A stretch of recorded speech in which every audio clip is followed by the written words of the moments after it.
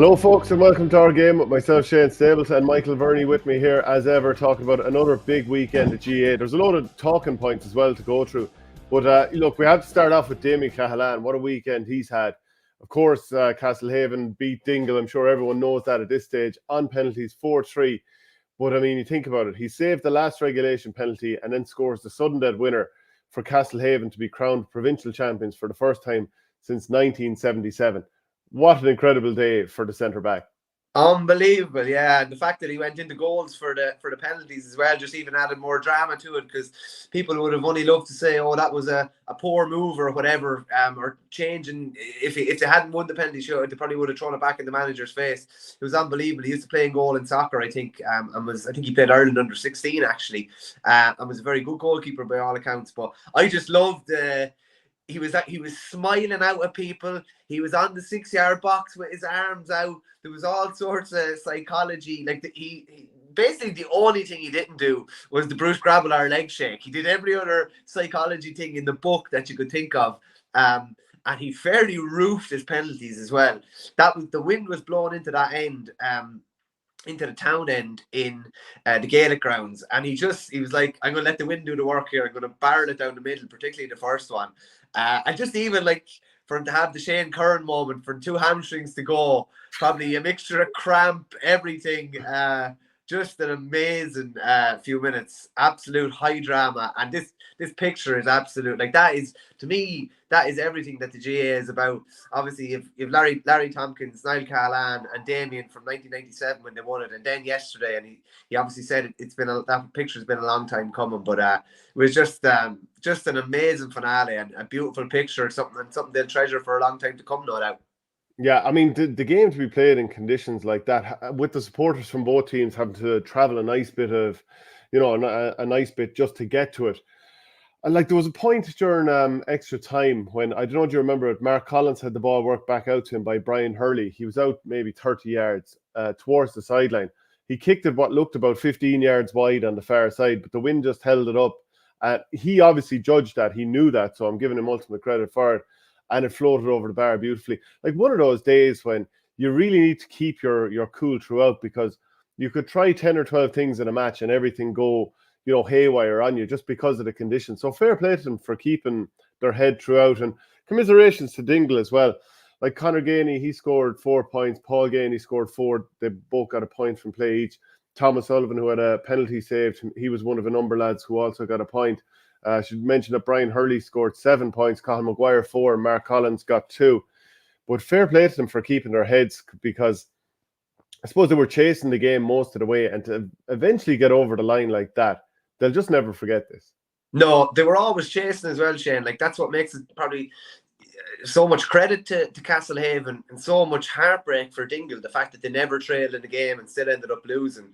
But for Castlehaven, like, I've been in that situation where you're always chasing, and it's a difficult one. You don't know if you're going to get there, but they kept kind of persevering. A couple of those Mark Collins points, like literally like a driver, like fading something out to the right and then coming back in. They were beautiful to look at. And they lost Mikey Hurley, who's been, probably their best player up until this point. He went off injured in the first half. That was a huge loss. They obviously finished normal time with only 14 men as well. So it's just a huge result. And, like, to be fair, Shane, I know you struggled to see a lot of it because where you were over the weekend, and it was very, very difficult to watch Gaelic football, which we'll chat about in a minute. But the conditions were atrocious, and there were 2 really good provincial finals yesterday. Like, particularly down in Limerick, like, it was monsoon stuff. Like, it was brutal weather conditions. There were some great points kicked, like some really good scores that if they were kicked on a dry day, you'd be really giving the players high praise. So they deserved even more praise yesterday. But just a quick one, you were obviously out of the country at the weekend. Not simple to watch GA out of the country by all accounts. Not simple to watch any sport by all accounts. No, I tell you, I was out in Porto. A friend of mine now, tragically, he's from Porto, and tragically, he lost his dad last week. So a group of us flew out to meet him and, just be there and all and whatever. And we were hanging around yesterday, and we were probably trying to while away a couple of hours just before we headed back for the airport. By the way, Porto's a beautiful city, and we were in other areas just around it and that. And, it's a very picturesque place, even though it was raining all weekend. But we said, sure, look, we'll try and get a bit of sports before we head away. One of my friends, he's a massive Spurs supporter, so he wanted to go in and watch the match against Newcastle. I was trying to get a bit of the GA going at the phone. But, to no avail anyway. And look, I understand that there's rights restrictions and all that kind of stuff. But something I wanted to bring up was there was an unusual toilet situation. So at one stage, I wanted to go into the bathroom and, do what any man and woman does. So I went in and there was 3 urinals lined up. And directly adjacent to it, just right behind your back would be facing the only trap that was there if you wanted to go in and, sit down and do your business. No door on it. And it seemed to be by design as well. So the whole thing, if nature was calling number 2, you could have 3 spectators in front of you and there was no way around it. So I just thought, no, that was the scandal of the weekend. Well, I tell you something, I was in China many moons ago. One of my best buddies is over in China. And if you think that's bad, this is on another planet. We stopped in a bus station and they're open cubicles. Every cubicle is open. And there's obviously no toilets per se in China. So you'd be testing the dexterity of your squat, I can say, and you'd nearly want to be going like that because basically otherwise you're looking at everybody around you. I've never seen anything like it. Yours was on a minor scale now compared to that, but it's still a bit of a shock to the system when you do see something like that. So did you have to partake? Was there any way around it? There's no way around it. Luckily enough, I didn't need to do that type of business at that particular time. So it was just the basic business, shall we say. But if you needed to do your number 2, everyone was going to know about it. So, like as you'd say, it's not simple. Not simple. No, definitely not. And plus, like if you were, I remember one of the boys actually was after getting surgery in his ankle at the time, and it's quite difficult to. Yeah, it's quite difficult to get down into that position. So it's not easy. Luckily enough, the hotel we stayed in was one of the few hotels that had Western toilets. Okay, all right. Well, look, we'll move on from that and maybe back to some of the football. But, as brilliant as it was for Damien Cahalane, I do feel sorry for the goalkeeper, assuming that, most goalkeepers, they'd love that moment where finally, look, I get a chance to show my wares. And look, I get it. He played underage with, I think it was Greenwood, and he was goalkeeper in the 2009 Under-16 National Cup final. John Egan was actually playing beside him as well. So everybody gets it. He's probably the best athlete, like he's probably one of the best athletes in Cork, really. You get why he goes and goals. You feel a little bit sorry for the goalkeeper who's probably shunted out. I'm sure you remember the World Cup semi-final in 2014 when, of course, Louis van Gaal took out the regular goalkeeper and put Tim Krul in goals for the shootout. Like sometimes you live and die by these decisions. I presume it was probably something that was talked about beforehand as well, though. Do you know what I mean? And maybe from a long way out, Nice comment in here from James OS says, Porto, nice place for grub, tapas, etc. Shane not used to using toilets abroad compared to the holes in the ground and tip. Very well said, James OS. Very, very well said. But that's basically what you were up against in China. Yeah, no, but Shane, it's one thing if they're, it's in some way hygienic. I've never seen anything like this. You wouldn't let pigs do their business in this, like. Right. Okay. You're making it really sound like the last days of, well, not. No, it was real proper countryside as well where we were. It didn't bother me that much, but I know a couple of the boys probably didn't eat for the guts of a day after. It sounds like electric picnic. Yeah. Like I've never been up electric or what was it called, oxygen back in the day. And witness before that. You got an witness. Someone going to the toilet and the Portaloop been turned upside down, and their whole life been turned upside down as a result. That's stuff you don't get over. And by the way, Castlehaven will face St. Bridget's in the All-Ireland semi-final. That's the weekend of the 6th/7th of January. What an opportunity, Shane. What an opportunity. You wouldn't have had one of them in an All-Ireland final realistically at the start, a couple of months ago. You probably wouldn't have been thinking one of these going to be in an All-Ireland final. And now, yeah, like it's the dream is well and truly alive for both. Yeah, and they'll all... You know what? It's crucial for Bridget's that they have that extra week also because if Michael Hurley isn't fully right for it, maybe if he had that extra week like Bridget's had or do have, maybe he'd be right for it. And stuff like that is absolutely crucial. Like Castlehaven do have a nice bit of quality there in terms of like the Cahalanes, Mark Collins, the Hurleys and so on and so forth. But for a club team to go all the way, they need absolutely everybody, don't they? Yeah. And, something as simple as not having that extra week could catch you out. A bit like, the Leinster champions there for years had an extra week going into the All-Ireland hurling final, which made it handier for them against whatever Munster team had been battered and bruised. Yeah, that's an aside. All-Ireland semi-final. even Nafina in the Leinster Club Hurling final, just thinking, like, if Paul O'D had another week, maybe Nafina get over the line. Fair chance they probably would have had. He'd to go off after 13 or 14 minutes, and it probably really, really hurt their challenge, you know? Yeah, for sure. Okay, we'll also be talking about the Glen in a little while. They're going to be against Kilmacud Crokes in their All-Ireland semi-final that same weekend, so it's a repeat of the 2023 final. That's going to be brilliant. But like, we're talking about the drama there of the penalty shootout, which was absolutely, it makes it memorable, and there's emotion going to Congress. I've seen some of the motions been put forward that will be passed or have been passed in Tipperary that will be put forward in Congress, and one of them is binning penalties. So this motion came forward from Toomey Vara, where they put forward a motion to discontinue the use of a penalty shootout to decide a game after extra time. And I saw Shane Brophy putting this out on X there the other night, and I just replied saying, what alternative have they put up? And there's no alternative put up. It's just basically go back to the previous days. And there's a number of reasons that I really, really don't think that this should happen. Number one, there's only 52 weeks in the year. So unless you can put forward a motion that adds about 6 weeks to the year, like, is this just going to be club? Is it going to be county as well? How many different rounds can this be in for? Is it just the finals only? Does it just mean we're going to have replays across the board and all of a sudden, everything is going to be knocked back because of a few extra replays here, there, and everywhere? Like, it doesn't work. We need penalties. Yeah, my only issue with them is in finals, to be honest with you. I don't really have any issue at any other stages. Okay, but let's say, what if we had a county final replay, then a club final, or the provincial final replay, then an All-Ireland final replay? All of a sudden, you're trying to get back too many weeks. Yeah, but let's just say, like, provincial, let's just say the Offaly final goes to a replay. Like, it's the county board's duty to make sure that there's a bit of wiggle room there, that the Leinster has not been played next week, basically. Same with the provincial. Like, it's not going to be, the All-Ireland semi-final is not going to be played the week after the provincial final. I suppose they maybe need to do a bit of due diligence there with their planning. I just don't like it in finals. I think it's to be at that stage and basically lose. Well, like, what did Dingle lose by yesterday? They were never behind at any stage in the game whatsoever. They lost because somebody couldn't slot home a penalty.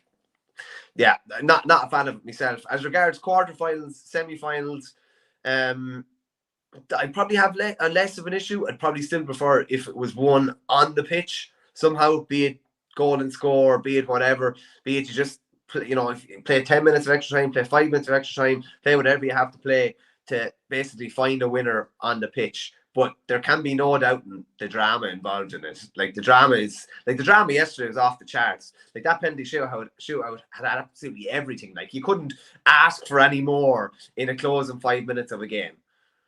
So, like, yeah, and that's the whole point. Like, we will never, ever forget this final because it went to penalties. And people can say what they like, that it's unfair and all this kind of stuff. But you can lose a final in a load of different cruel ways, I should say. Like, do you remember was it last year that Tipperary beat Clare in the Munster minor final on penalties?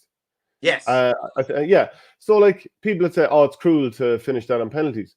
But there was a young lad, the Tipperary captain, Sam O'Farrell, he was red carded live on TV. Are you telling me that, whether he deserves to get red card or not, is that not cruel on a young lad? Is, like, giving away a last second free which is popped over the bar or buried, or making a mistake which allows a team to score a winning goal? There is cruelty in sport. Sport is sport. There's winners and losers.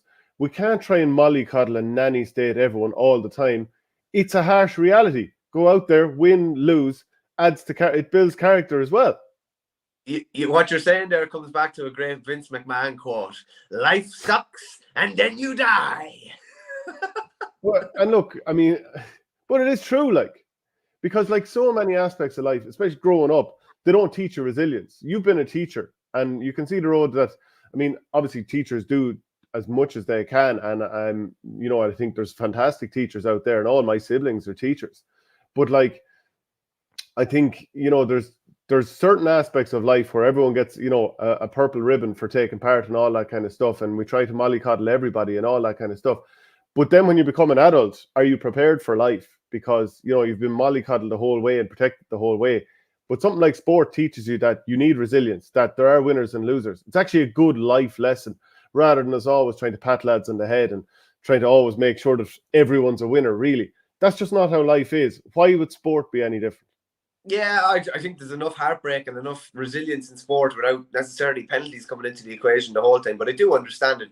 Like, unless we change to 6-day weeks or something like that, and there's going to be the good to 60 weeks in the calendar, we are really, really under pressure as regards. Like, if that game had gone to a replay, what are we looking at? We would have been looking at the 17th of December. Now, that's the way it was back in the day, like, because I remember like Burr playing Leinster Club finals like nearly the week before Christmas, and you do your shopping or whatever down in Kilkenny or whatever. But that was when the All-Ireland final was played on Patrick's Day. Like, you don't have that kind of same wiggle room now there. So that motion from Tommy Vara was passed by Tipperary clubs, am I right in saying? So Tipperary are sending, I wonder what was the percentage it was passed by.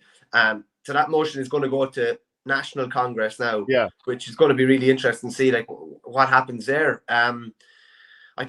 Yeah, it seems like you need to have a big swell of momentum behind you to get emotion through. There needs to be a lot of PR around it. But yeah, well, it can't go through Congress until next year, until 2025, though. That's the thing. Yeah.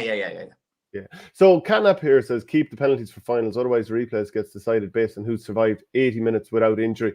Penalties are so wrong, says Cash is King. Team losing out unfairly after not being behind in games. So obviously that's Fingal. They were probably front running the whole game. But like what I'd say is we will never forget this Munster final, I should say, because it went to penalties, because Damien Cahalane did what he did. Like if it went to how many replays are brilliant versus how many are damn squibs versus off the top of your head, how many amazing replays can you remember? I'd say the 2013 All-Ireland final between Cork and Clare. That was absolutely brilliant. After that, can I remember unbelievable replays? Generally, they're damn squibs, I would say. Awfully Clare, the second replay in '98, maybe. I think this is a bit of deja vu. I think we might have had this debate on the show recently, and then you eventually, when loads of people started writing in their comments about all these great replays, you were like, okay, there were more good replays than I actually realised. How many, like, yeah, it's just that the amount of times that you've got a brilliant drawn game and all of a sudden then you let the air out of the balloon.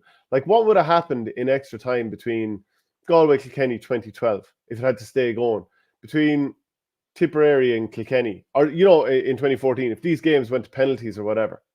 You know, I think it would be brilliant. Yeah, Tip might have won the All-Ireland in 14 in that case.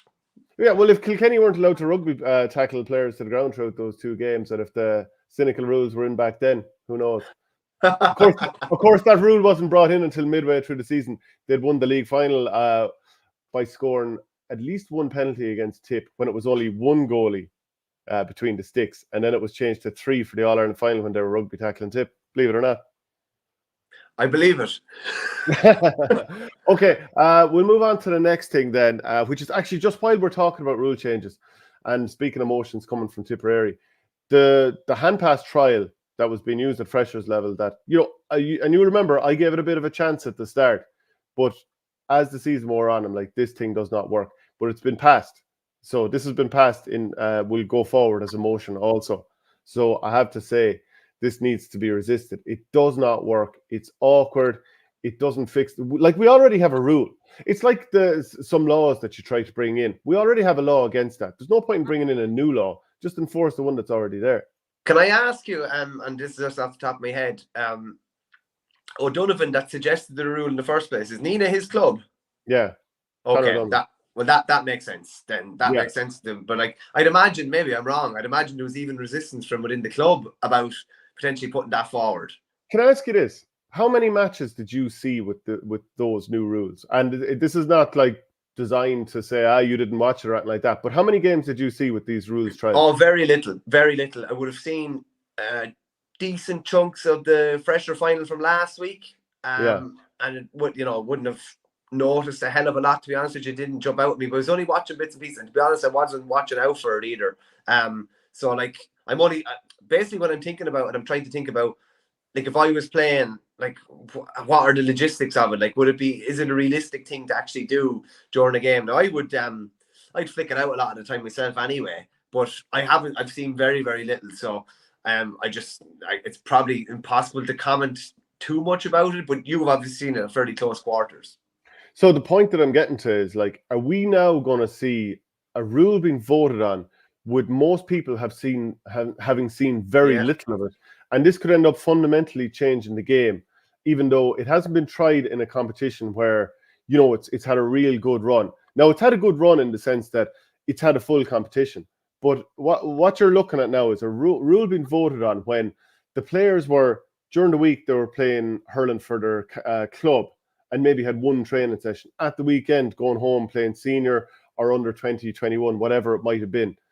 And so they're once or twice during the week, they're doing one rule, then they're back to the other rule, then they're back. And it's the same for the referees as well, because there was a load of times in the different games when a hand pass was just let go.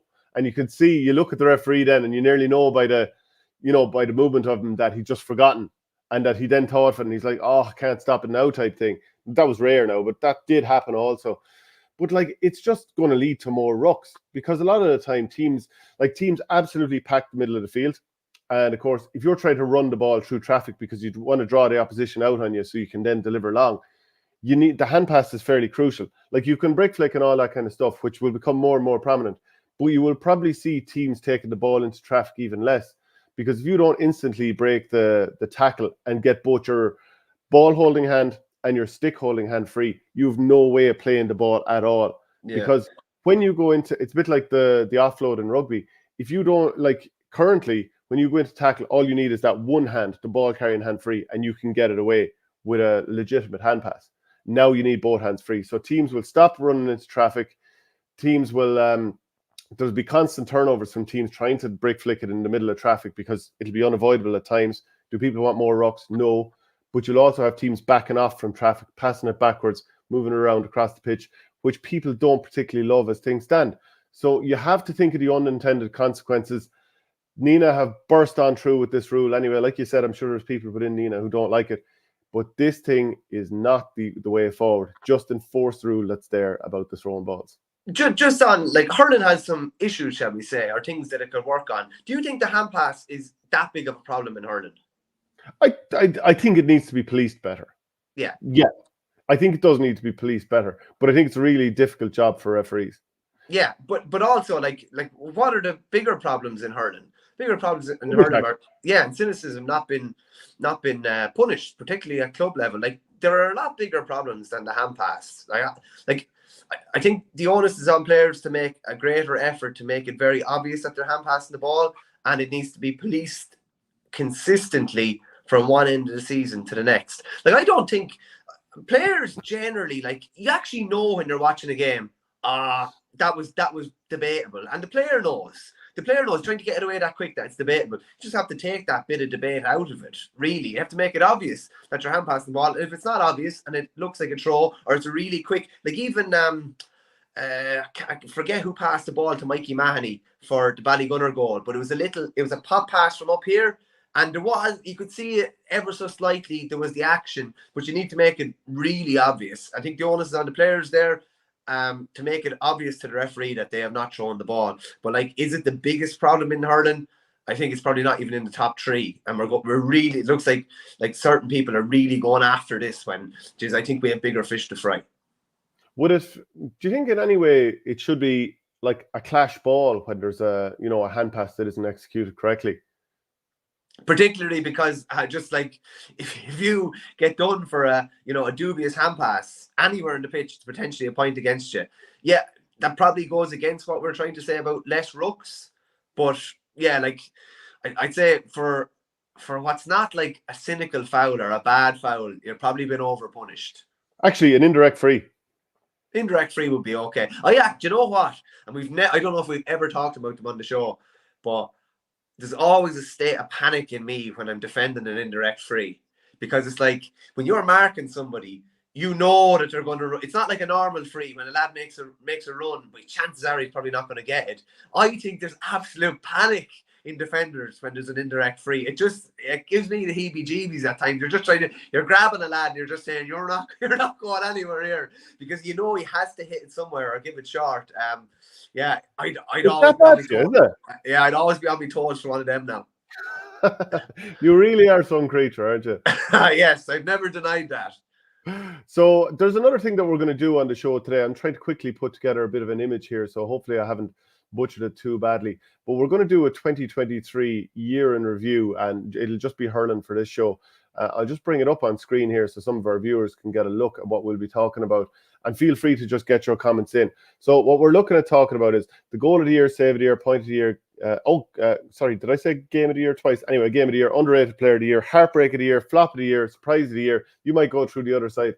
Yeah, moment of the year, controversy of the year, comeback player of the year, mystery of the year, most improved player, manager of the year, scandal of the year, and up-and-coming player of the year. Now, in fairness, a lot of people have done this maybe elsewhere, at the end of July or after the All-Ireland. It's only right that for any season in review that you include club and county and you do it at the end of the year. Hopefully, there'll be a couple of more highlights after Saturday and Sunday with the 2 All-Ireland club semi-finals, and obviously the intermediate All-Ireland club semi-finals in the junior on this weekend as well.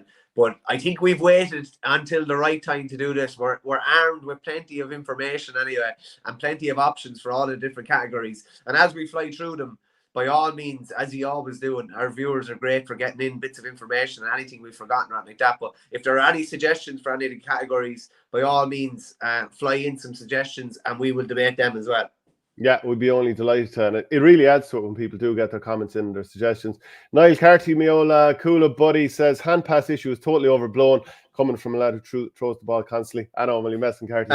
Always seems to be an older generation that complain about it. I hope he's not going after me there. Problem is, it's the older generation that are in a position to implement changes. But of course, the flip side of that too is younger people are less inclined to get involved in this administration. So can you blame kind of people who've been there for a long time and getting involved in administration? When you stop playing, then I suppose you slowly start going into the admin side, or that's what tends to happen. So can we really complain when it's the sort of older brigade who are in there? And I'd say on the flip side is the younger brigade are actually in the GPA who don't bother doing anything. In terms of like helping the game with rules, they'll be there and we'll do an old launch for this, that, and the other, all right, and we'll make sure we're looking for more money and all this kind of crack. But are you out there trying to affect positive change in terms of rules, in terms of we had to have a club players association to try and sort the club issue because the GPA didn't want anything to do with it. It's funny you should say that. I was going back through my emails this morning just for communications from the GA actually, and it's amazing the stuff that's actually sent out to media and that, and then the stuff that actually isn't discussed at all within the wider media. Like, imagine to say, like, the president's first time to talk about the 5 counties being omitted from the leagues, the Laurie Maher teams, was at last week's GA goal launch. Like, it's crazy to say it, and I'm just doing a piece for the paper this week actually about, like, imagine to say as well that Larry McCarthy waited until month 34 of his 36-month reign as president to set up a group to look at, hurling development or looking at hurling. Like, it just absolutely baffles the mind. And a lot of the time, to me, it looks like the administration only do things when the gun is put to their head. And the gun was put to their head over the likes of Martin Fogarty and the likes of Damien Coleman and others talking about, just how bad this would be for, hurling, and particularly within these kind of developing or less privileged counties. It's amazing how they only react when the gun is put to their head. It's crazy. Yeah.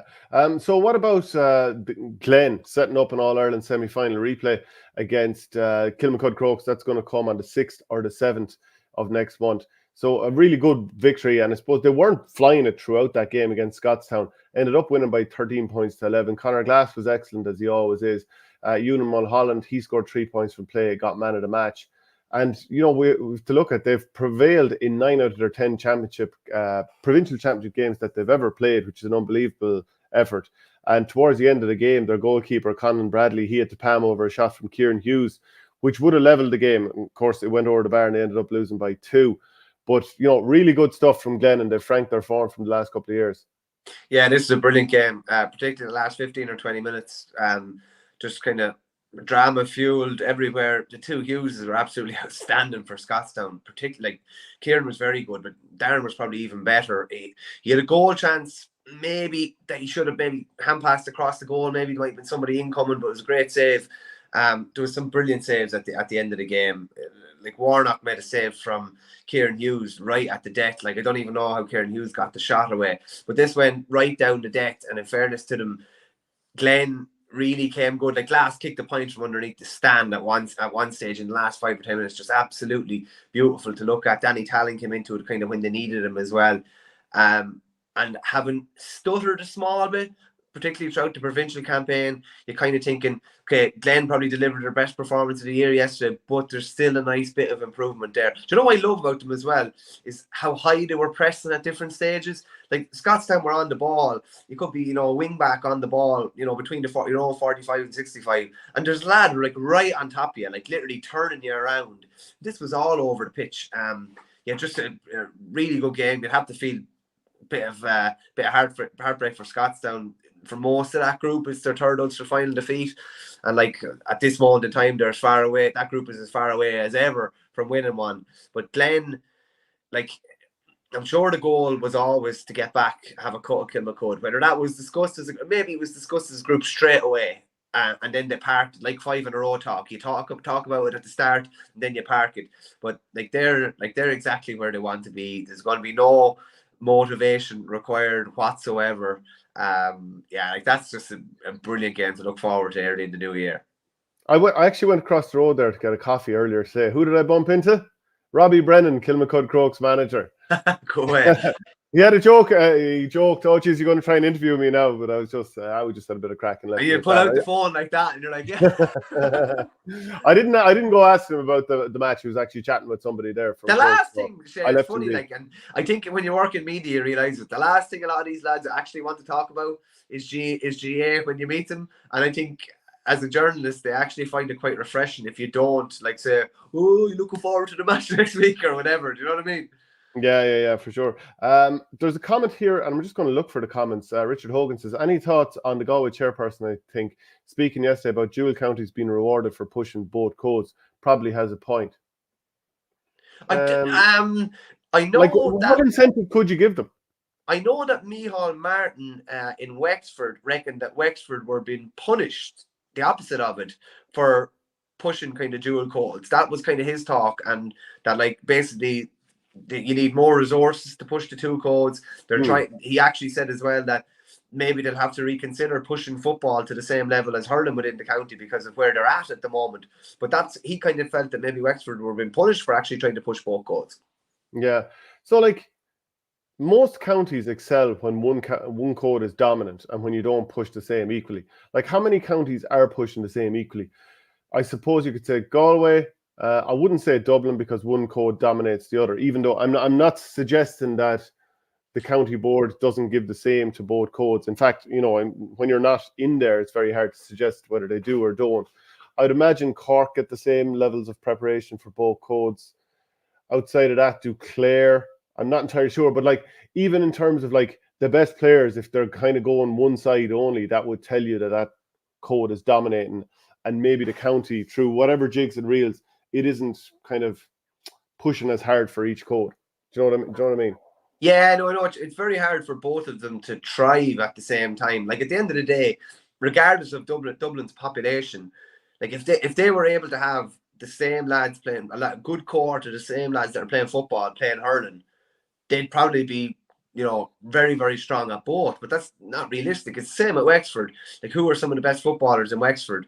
Lee Chin would have been, driving Wexford football forward for the last 10 years had he not focused on the hurling. A lot of the time it is, the same personnel across both, and particularly in Wexford, I'd say anyone that doesn't know Wexford intimately, shall we say, or the nature of the club game, Wexford probably the greatest example of a dual county in the country, because the vast majority, I'd say, unless they're at the latter stages of their career, 90 to 95% of the senior hurling squad will be kicking, club football to a fairly good level. The vast majority at senior as well, and a hell of a lot of them will be able to play county football if they, if you're able to accommodate dual players.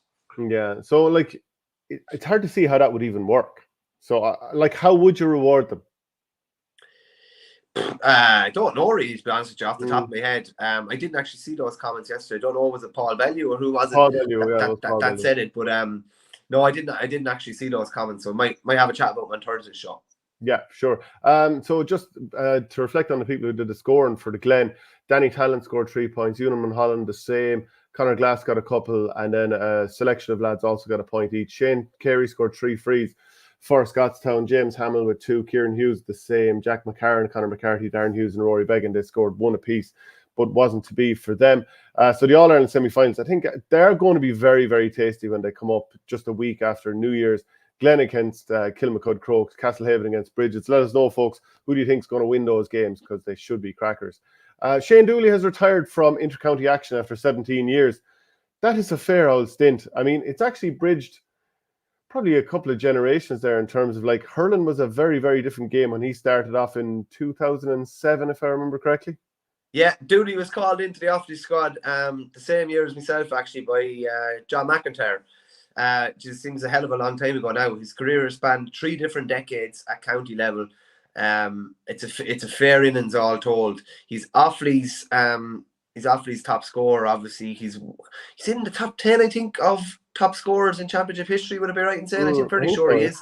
It's it's a fair innings. I would particularly say, like, around 10, 11, 12, 13, and when fully fit, that he was one of the most lethal forwards that there was in the country. Obviously played Railway Cup, has a couple of Railway Cups. I would have said, particularly around then, like, he was unmarkable at times, and even still at club level, so dangerous now. The last couple of years, it's probably, he wasn't a guaranteed starter the last couple of years. It probably would have been easier maybe to step away and just, leave it to somebody else or whatever, but he stayed kind of plugging away, and obviously, gave his experience to some of the younger lads that are there. So all told, an unbelievable innings.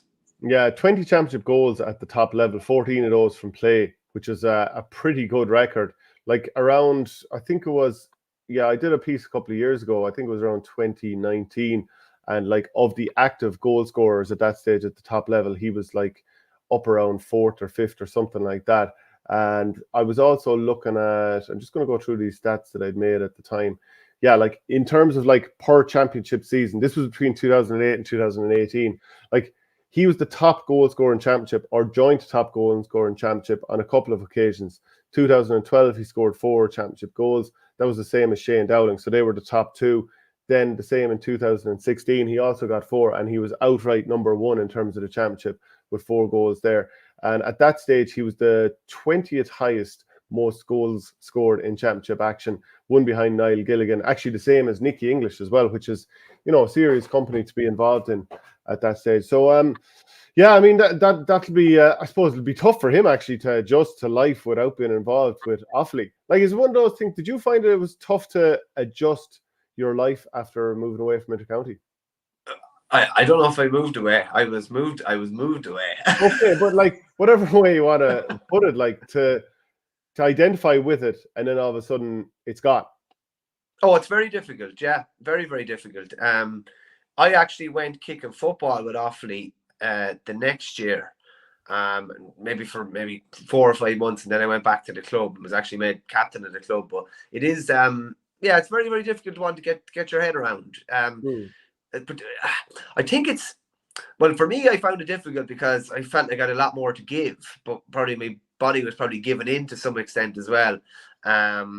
It is a tricky one, yeah, because, like, Shane is knowing nothing other than getting ready to go back training with your county at this time of the year, and with due respect, going back to the club, and as much, as professional as some club commitments are now, it is different than county, and obviously it's part of your lifestyle and part of your kind of personality almost as well. That's that's what you associate yourself with being. So yeah, it'd be a tricky enough transition. I remember chatting to Gary Reynolds from Leitrim a couple of years ago, and he just said he found the transition really, really difficult. Played with Leitrim all his life, then it's just gone.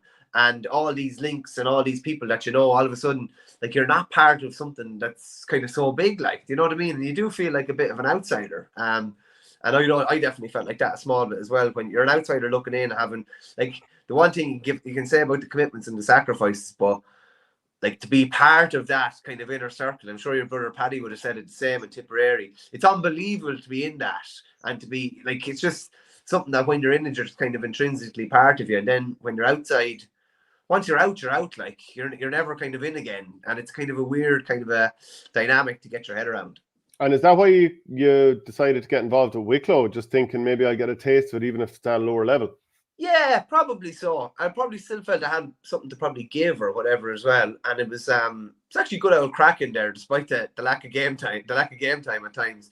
And I did enjoy it. It was kind of brief enough or whatever, but it was enjoyable. Yeah, I'd say there's a lot of lads, particularly when careers finish a bit earlier than, if it's not injury wise, or careers finish a bit earlier, you kind of think you have regrets or unfinished business or whatever. I don't know if that was the case with me, but you definitely do feel like you're missing out. All right, you're on, as I said, you're on the inside. You go from always been on the inside to being on the outside, and it's a very kind of difficult thing for your head to get around. And even meeting people and stuff like that, the go-to would have always been, oh, how are you going, or how are you this, and then all of a sudden, like, you're the person asking how are you going, whatever. That's kind of a funny one to get your head around. What age were you your first game for Offaly and your last game for Offaly?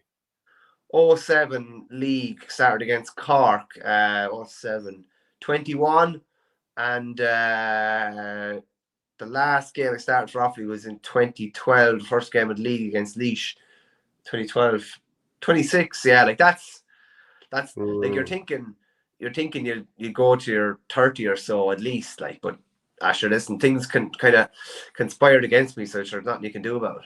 And then, like, when you go back to the club, because the standard at county training is going to be better at club, no matter, as in the quality of player there. You can have terrible managers and trainers at a county level, don't get me wrong. But, like, just when you don't have the same, I suppose, ceiling for intensity of training, was it, and obviously every year you'd go back and play with the club, but was it frustrating knowing that I'll never play at that potential intensity again within, even training, and knowing that I don't know, like, there's a little bit of a ceiling in terms of, like, where you can compete. No, I know exactly what you mean. I would have found it more frustrating in the years I was coming back, and while it was in with Offaly, coming back with club, because you are coming from a higher level to a lower, like, that's just the nature of it, and you want the standard to be this, but, like, you can't take it somewhere. It has to kind of happen organically. You can't just take it there. And you would have been, you'd be frustrated with things or frustrated with yourself or whatever, but that it can't get to the level that you're playing at. If you're playing a Cork or something like that, or you're brilliant training games where lads are killing each other, and you just never will get that at club level. You kind of have to find peace with that fairly quickly, that it's not the same. But it's gas. I look back at county in 07, say, when I started, and you're kind of thinking, like, club is probably at a greater level now than that was then in many ways, as regards how often you're training. Even standard wise, it's gone through the roof in the last 15 years. Like, do you know, there must be so many players out there who were never called up by their county, who they might have revelled if they were given an opportunity to. So I'll give a perfect example of something whereby, the way you go and, like, if you play at a higher level or against a team of a higher level, and the example I would always use is, like, when we played Napirshick in the All-Ireland final, it was a level that I'd never been on a pitch, for before. And it's almost like you play it, you sort of endure it, or whatever way you get through it. And then you think about why it's a different level in terms of, like, okay, previously I would have had time there to maybe settle myself and strike a ball. Whereas now you're surrounded by probably what's like an intercounty forward line. And you're like, okay, next time I go out, I'll be making sure that I'll be on my toes to try and be on the front foot so that I don't get caught, because you just don't have that time. And I wonder how many players out there never got a chance to go and do it at a higher level and get used to the higher level. And who knows what players across the country in both codes would have really kicked on once they got used to it. 100%. There are definitely club players. I would even say particularly, maybe more so back in the day, because the net is usually cast fairly wide now, like very, very wide. But there are certain lads that would have been good club hurlers, but you just don't know, like, that they would have actually went to another level had that been thrown at them. There are definitely lads like that. Like, I definitely wouldn't have stood out at club level at times, but maybe you would have had the fitness or whatever that you survive at intercounty level for a while. It's funny what you say about those games. Like, sometimes it is just survival, like, and it's just, you're enjoying it. You mightn't enjoy it a hell of a lot at the time, but if you do get through it and you do survive, it's some enjoyment in that, like, knowing that I played at this level and I was able for it. And it does give you a taste for it, because you're always looking from afar, wondering at these games, could you survive in that? Like, wouldn't you love to, when you love to in peak shape now, throw yourself in against Ballygunner and just see, like, what would it, Ballygunner or Limerick, and just see, like, geez, would you survive? You'd need to be fair Steelford, and you'd need to be fair on your toes, but yeah, it's interesting. Like I always found challenge games, maybe I wouldn't have been up to it at different times in certain games, but then I always thought in a bigger game that you'd survive at least anyway. River Power says, looking at Verney's post on the Fitz panels, over 80 players from Galway playing in the competition. Is that a record? I remember watching a game, was it last year or the year before? And between UCG and GMIT, there was something like 29 Galway players on the pitch, never mind going to their benches. So I don't know if it's that unusual. It definitely struck me that there was a hell of a lot of Galway players, but at the end of the day, like, Galway is obviously a big county, highly populated. You also have 2 colleges in Galway and one relatively nearby in Athlone. Like, look at the Athlone squad, and I'd say 90% of it is Galway. Big numbers from Cork as well. It's a great signpost of where, generally a great signpost of where the future is going to lie for a lot of counties. We often have a couple of lads playing Fitzgibbon now again in the next couple of years. Like, 3 starters the other night for UL in the Freshers final. Ben Miller from my old club, Adam Screeney, and Connor Doyle, and Killian Martin was playing as well. That's 4. Like, and there's going to be a right influx of Offaly lads playing Fitzgibbon over the next 3 to 4 years, and that can only be good. But it's generally a good signpost of how a county is going. It's no coincidence that Offaly would have had, I'd say you could count on one hand or 2 hands the amount of Fitzgibbon Cup players, like real elite level Fitzgibbon Cup players that Offaly had in the last 10 years, and it's no surprise that Offaly's fortunes at senior level tailed off as a result, whereas it's looking like it's going to go the other way in time over the next 4 to 5 years, hopefully anyway. Yeah, Conor Heaney says UCC or UL for the Fitz. I think Kilkenny are the next highest with over 50, says River Power. Didn't see Cathal O'Neill on the UL list, interestingly.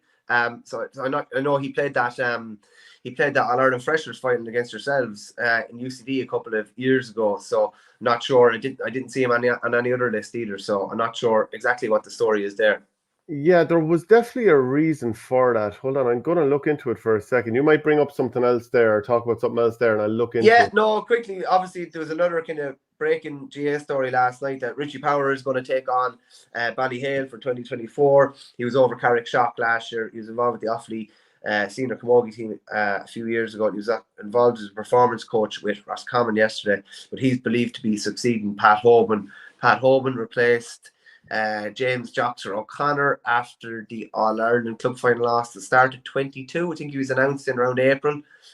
Did a pretty good job by all accounts, brought them to county honours, provincial honours, and obviously getting their hands back on the All-Ireland, and they were beaten by a point by O'Loughlin's in the county final last year. But big gig for Richie Power. They have a lot of talent available to them, and I believe they're going to have a lot of the guys that went off to Australia, etc., are going to be back next year outside of Joey Holden. So he's going to have pretty much a full deck to choose from by all accounts. Yeah, and he'll have the respect of the dressing room straight away because he's such a icon within the county. Yeah, I think the thing with Cathal O'Neill is that something to do with maybe not passing an exam and maybe being back and not being a full-time student now, and technically there's some technicality around that. I mean, that's what I'm hearing. Whether it's 100% true, I can't say. So, I mean, there is an element of speculation in that. But I think that there's nothing nefarious going on, really. It's some sort of a technicality is getting in the way. The only thing I was looking at, just, is obviously a massive loss for UL. That was the only thing. They have a very strong squad anyway, but I was kind of thinking, throw someone like him in there, and you're thinking, I'd say they're probably in or around favourites anyway, with a fairly decent UCC team as well. Yeah, just back to Richie Power there. Must be like the thought of taking over that Ballyhale team and any of those lads who've been away or injured or whatever, being back, thinking also these lads should be up for it now next year. Not that they're not up for it most years, but like they should be really up for it, have a bit of a fire in their bellies after losing their county title and watching what O'Loughlin's have gone on to do. Yeah, it takes a fair bit of managing though. I don't think it's as easy as, like, it's the same when everyone used to always say about Borough back in the day that, Padre Whelan was manager, that anyone would manage him. No, it wouldn't, because like, look at the amount of lads that Ballyhale are going to be missing until probably, the first week in August maybe, or in around that time. They're going to be missing all their best players, all the, as they say in America, all the locker room leaders, like the lads that are going to drive, the vast majority of lads that are going to drive the standards. Isn't it fairly good, though, that he's got that time to get his feet under the table, get to know all the lads that, maybe aren't guaranteed starters? Like, he obviously doesn't have to worry about, Owen Cody and Adrian Mullen and TJ Reid, etc. But he could be like, I really get to know these other boys in the meantime, know what they're about. And the likes of TJ, sure, he probably knows him unbelievably well from the Kilkenny days anyway. Maybe he's had some exposure to some of those other players. I'm not entirely sure, but I think it'll work out nicely. Yeah, no, fair point, yeah. Cash the King having a bit of a go at me. You've already got fairly wrong regarding Brady Thomastown. I'm sure he did. Like, Jesus, like I was just chatting to a few people from Bray the other day before the game, and it was all about, like, if we can just get away to a decent start. Thomastown have killed games off at the start, and again, they killed the game off at the start the other day. Like, it was over after 20 minutes, realistically. Yeah, it finished with 16 points between the teams. So, I mean, that's as comprehensive as you can get in a provincial final. It was 222 to 1-9. In terms of the scoring, Robbie Donnelly scored 13 points, 5 of those from play. Thomas O'Hanrahan won 1. Luke Cahalane got a goal. John Donnelly, Dylan Waugh, they got 2 points each. And then a selection of lads on a point each. On the other side, Christy Morehouse, he scored 3 from play, 3 frees and 3 65s. Brian Nesbitt scored a goal. So that'll give you a bit of an indication. You're talking about 1-3 from play versus, let's see, what was that? Most of it at the end of the game, Shano, as well, you know. The vast majority of it came at the end of the game. Similar, like Kilkenny did the clean sweep in the last 8 days. They've done the clean sweep with the junior, the intermediate and senior. O'Loughlin's won the senior, obviously, and Tuller Ross Birkin won the junior the other day. Again, comprehensive over the off-league champions, Carrigan Riverstown. Like, it's a bit skewed though. Come on, like, let's call a spade a spade. It's the 13th best Kilkenny team, a team that should have been in senior for years, realistically. And I'm complimenting them by saying that in terms of their talent, they obviously should have got there earlier, which would be a criticism. But like, it's the 31st best team from Dublin, for example, that are entering the competition. We're not talking about even levels across the board. No, it's the same as that's why Kilnamatra beating Milltown Castlemaine was such a big upset, because it was the 25th best team in Cork coming up against the 9th best team in Kerry. Generally, the cream will always rise, and, like, I don't know, Thomas. This could be a bit of a Clara kind of situation in Kilkenny. Like, if they go on an All Ireland run, which they are now, potentially winning All Ireland, they're going up playing senior. They've had all this heartbreak down through the years. Now all of a sudden they've gotten over the line. Now they've gotten over the line in Leinster. There's a fair chance they're going to get over the line at All Ireland level as well. Then they're going into a senior championship where the aura has gone from Ballyhale a small bit. You'd somewhat surprised champions in O'Loughlin's. You've Bennett's Bridge and around there, a couple of other teams. I'm not saying it's open, but I'd say there's definitely fancy their chances have been more than competitive. And I wouldn't be a bit surprised if they got into the last. I'd say they could easily get into the last 4 in their first year. I wouldn't be that surprised. Yeah, well, teams have come up from intermediate in Kilkenny before and done well straight away. The likes of Tullaroan would be an obvious example, and even what's Owen Murphy's club again? Glenmore. They had some good results last season, for example, not being long up from intermediate. But let's call a spade here. It's very difficult to see Thomastown being given a huge challenge by Setanta, who are from Donegal, and they're the Ulster Intermediate champions. They beat Aero Carrickmore from Tyrone. I mean, I just don't see that being a massive contest realistically. Maybe Turin or Cahalane on the other side will give Thomastown big game in the final. You'd hope that that's going to happen, but like, can you realistically make a big case for Setanta putting it up to Thomastown? It's going to be difficult. They're the first Donegal team to win the Ulster Intermediate, having won the Ulster Junior last year. So they're obviously, relatively coming forth. They're like the Declan Coulter, Jerry Gilmore, Danny Cullen. Yeah, like, good side, but this is completely going into the unknown for them. I was so impressed with what I saw from Thomastown the other day. It's really slick. It was a good senior team. That's what they are, I think. And they're going to be really hard to stop from here on in. And if they get to Croke Park, they're going to be hard to stop again. Yeah. Joe Butler says, come on, Shane. Kilkenny has a population of 170,000, Tips 160,000 plus, Cork 500,000. I'm not entirely sure to what you're referring, though, Joe. Could you expand the point, if you don't mind? Because I'm just not entirely sure what you mean. Yes, Joe, but Kilkenny lives, sleeps, breathes hurling, in fairness. Same can't be said for everywhere else, bar North Tipperary. So again, Joe, if you could just pad out that point, that would be great. Joe, we need to talk about, is there something you want to bring in terms of like the club again? No, just on the Tuller Ross Birkin. Obviously we all know about Walter Walsh and Pat Hartley and that, but Matt Murphy was back the other day. Keane O'Donoghue, like, I'd say whenever Wally does finish up with Kilkenny, probably maybe at the end of 2024, he'll go back to a fairly vibrant club with a hell of a lot of good young fellas coming through, and it'll keep him re-energised for a couple of years yet. And I'd say it'll keep Pat Hartley re-energised as well. They have some lovely young players. It was really comprehensive against Carrigan Riverstown the other day. It was tight enough at half time, but they really kicked on the second half. The Chopper Hartley, all right. I used to enjoy him being up at Cooler training and flaking with him. It was always good, old fun. Just before, like, we have a couple of more things to touch on, but just again, if for anyone who's just tuned in live, we're going to be doing a 2023 hurling year in review. So goal of the year, save of the year, point of the year, game of the year, underrated player of the year, heartbreak of the year, flop of the year, surprise of the year, and plenty of others on the other side there. So I'll just leave that up for a couple of moments. And if you want to get your comments in, we'll favourite the comments and we'll come back to them a little bit later on. Let's see. Do you know what we need to talk about? The revamp of the National Hurling League. It's something that we didn't actually touch on in last Thursday's show, even though the news had come out. So we might as well chat about it now. So from 2025, there's going to be 7 teams each in Division 1A, Division 1B, Division 2, 3, and 4.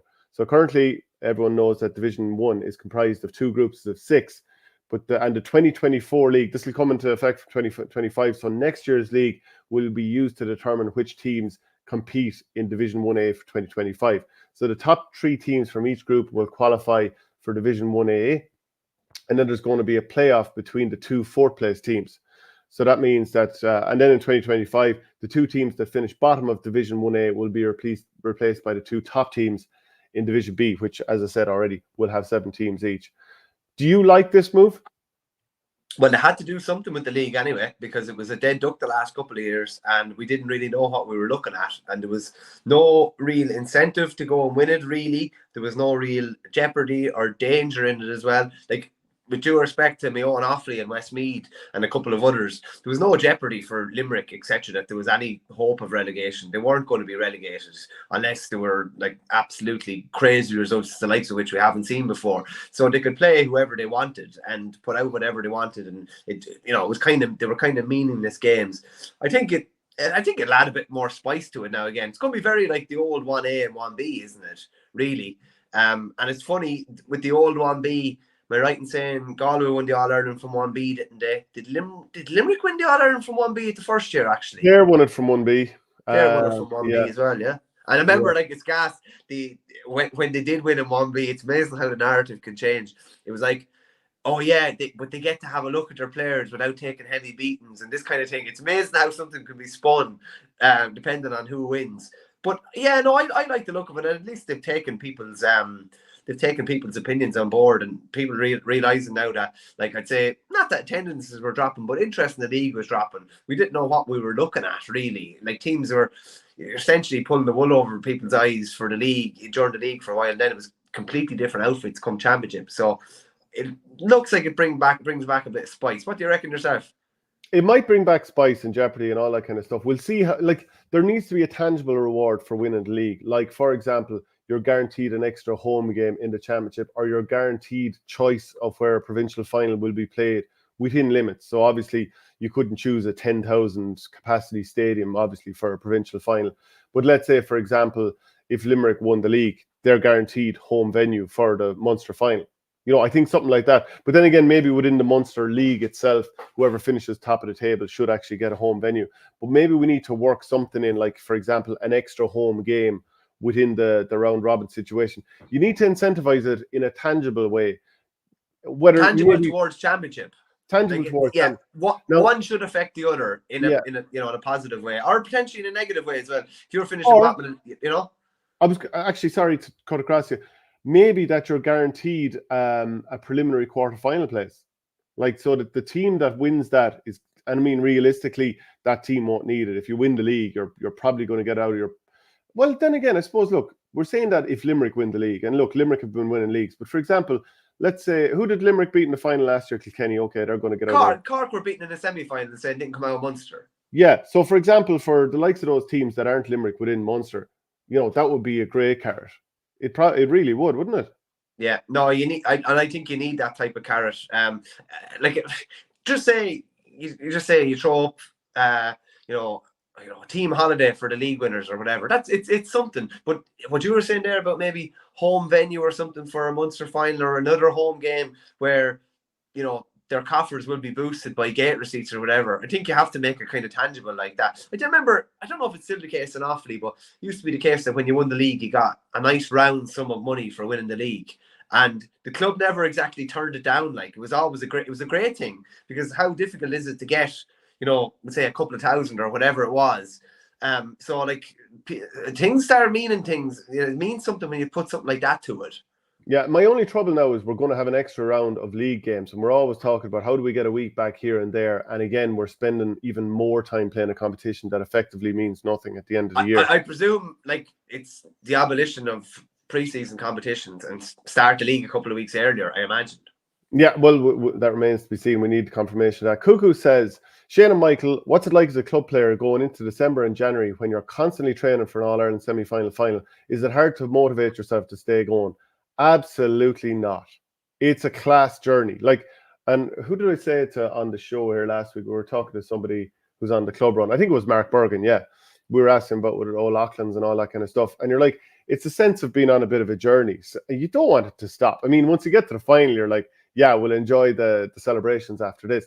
But as it's going on, especially like you've got these big games in massive venues or venues that you're not that familiar with. I'll always remember playing the athletics ground or going down to Carlow or wherever it might be, Thurles. Like those are things that you revel in. So you go out and train and it's in the dirt and the slog and all that kind of crack. But it's great fun showing up for training, competing really hard, seeing can you force yourself into the team, can you stay in the team, whatever. I think it's brilliant. You are the envy of every other club player in the country. Every other club player would love to be in your position. And I've said this on other shows. People driving through Borough when Borough were flying at the time, particularly rival clubs, like it would really cheese you off to see the buzz around the place, to see it, like it would. And you were part of that and lucky to be part of it. I tell you what was a funny one was, let's just say we won the Leinster title the first week in December, and you would have been something similar when it was played on Paddy's Day.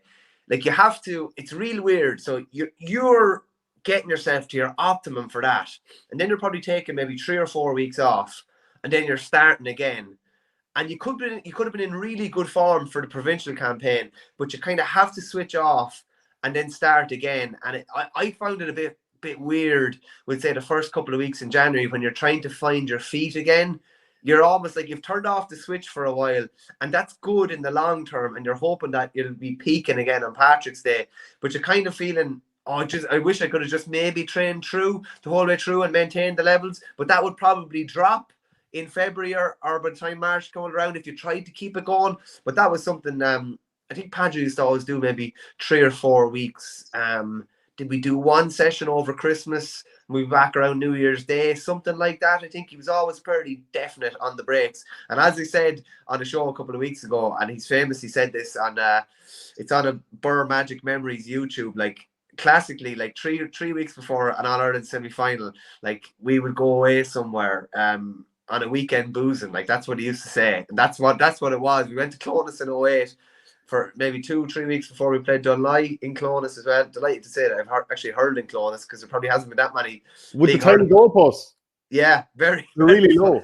I wasn't shooting at them, so it was grand. But yeah, like that was mad. Like, you were basically, like, I wasn't drinking obviously, but you were on the beer with lads 2 or 3 weeks before, like falling around Clonus before an All-Ireland semi-final. But it always seemed to have the desired effect. But it's weird. It's weird trend over the Christmas, but sure, Jesus, like, what else would you be at? You're literally, when you start at the start of the year, that's where you want to be. And you could kind of half be like, oh geez, the thoughts of this, and miserable nights. I remember nearly getting blown away down in Baldomere one night. It was the worst night I ever trained in. But feck it was great to be there. Like, if you've never played, on these big matches that I suppose you feel like the club hurling world is talking about, and they're going to be on TV and all this kind of stuff, and like, I think that's exciting, because how many players across the country will never have a game that's kind of been held up within the GAA world that week as being a big deal, or their teams being covered in national papers or all that, that kind of stuff. I think that's all really exciting. There's a real logistical challenge around it too. If you don't have, like, brilliant facilities that are capable, like, let's say you're a club and you don't have an indoor facility and it's been snowing or whatever, and you want to get out on the pitch. Like, there was times we were scrambling all over Dublin to train at different venues. There's some dome-esque type place up around Swords or Santry or something like that. It's totally designed for soccer. But we were in there training, I don't know, was it the depths of January or late December or something like that? We were all trying to drive our cars in and everyone's skidding around in the snow. Thankfully, there was no knocks or anything like that. then you're in there pucking ball around and you're trying to keep within your own area. But it's soccer, sort of like, big nets separating different parts of the dome type structure. And sure, if a ball goes past that net, it's not going to be stopped because it's designed for soccer. And I remember another time we went out to Parnell's. They've got a brilliant little setup out there. And so the way they had it, there's grass pitches and there's an astro pitch as well. Or there might even be two astro pitches side by side. But there was snow towards the end of the pitches. And we were there picking up the advertising hoardings that you'd see around the side of the pitch. Yeah. So we started using them as sort of like a scoop or a makeshift shovel to try and bonding session.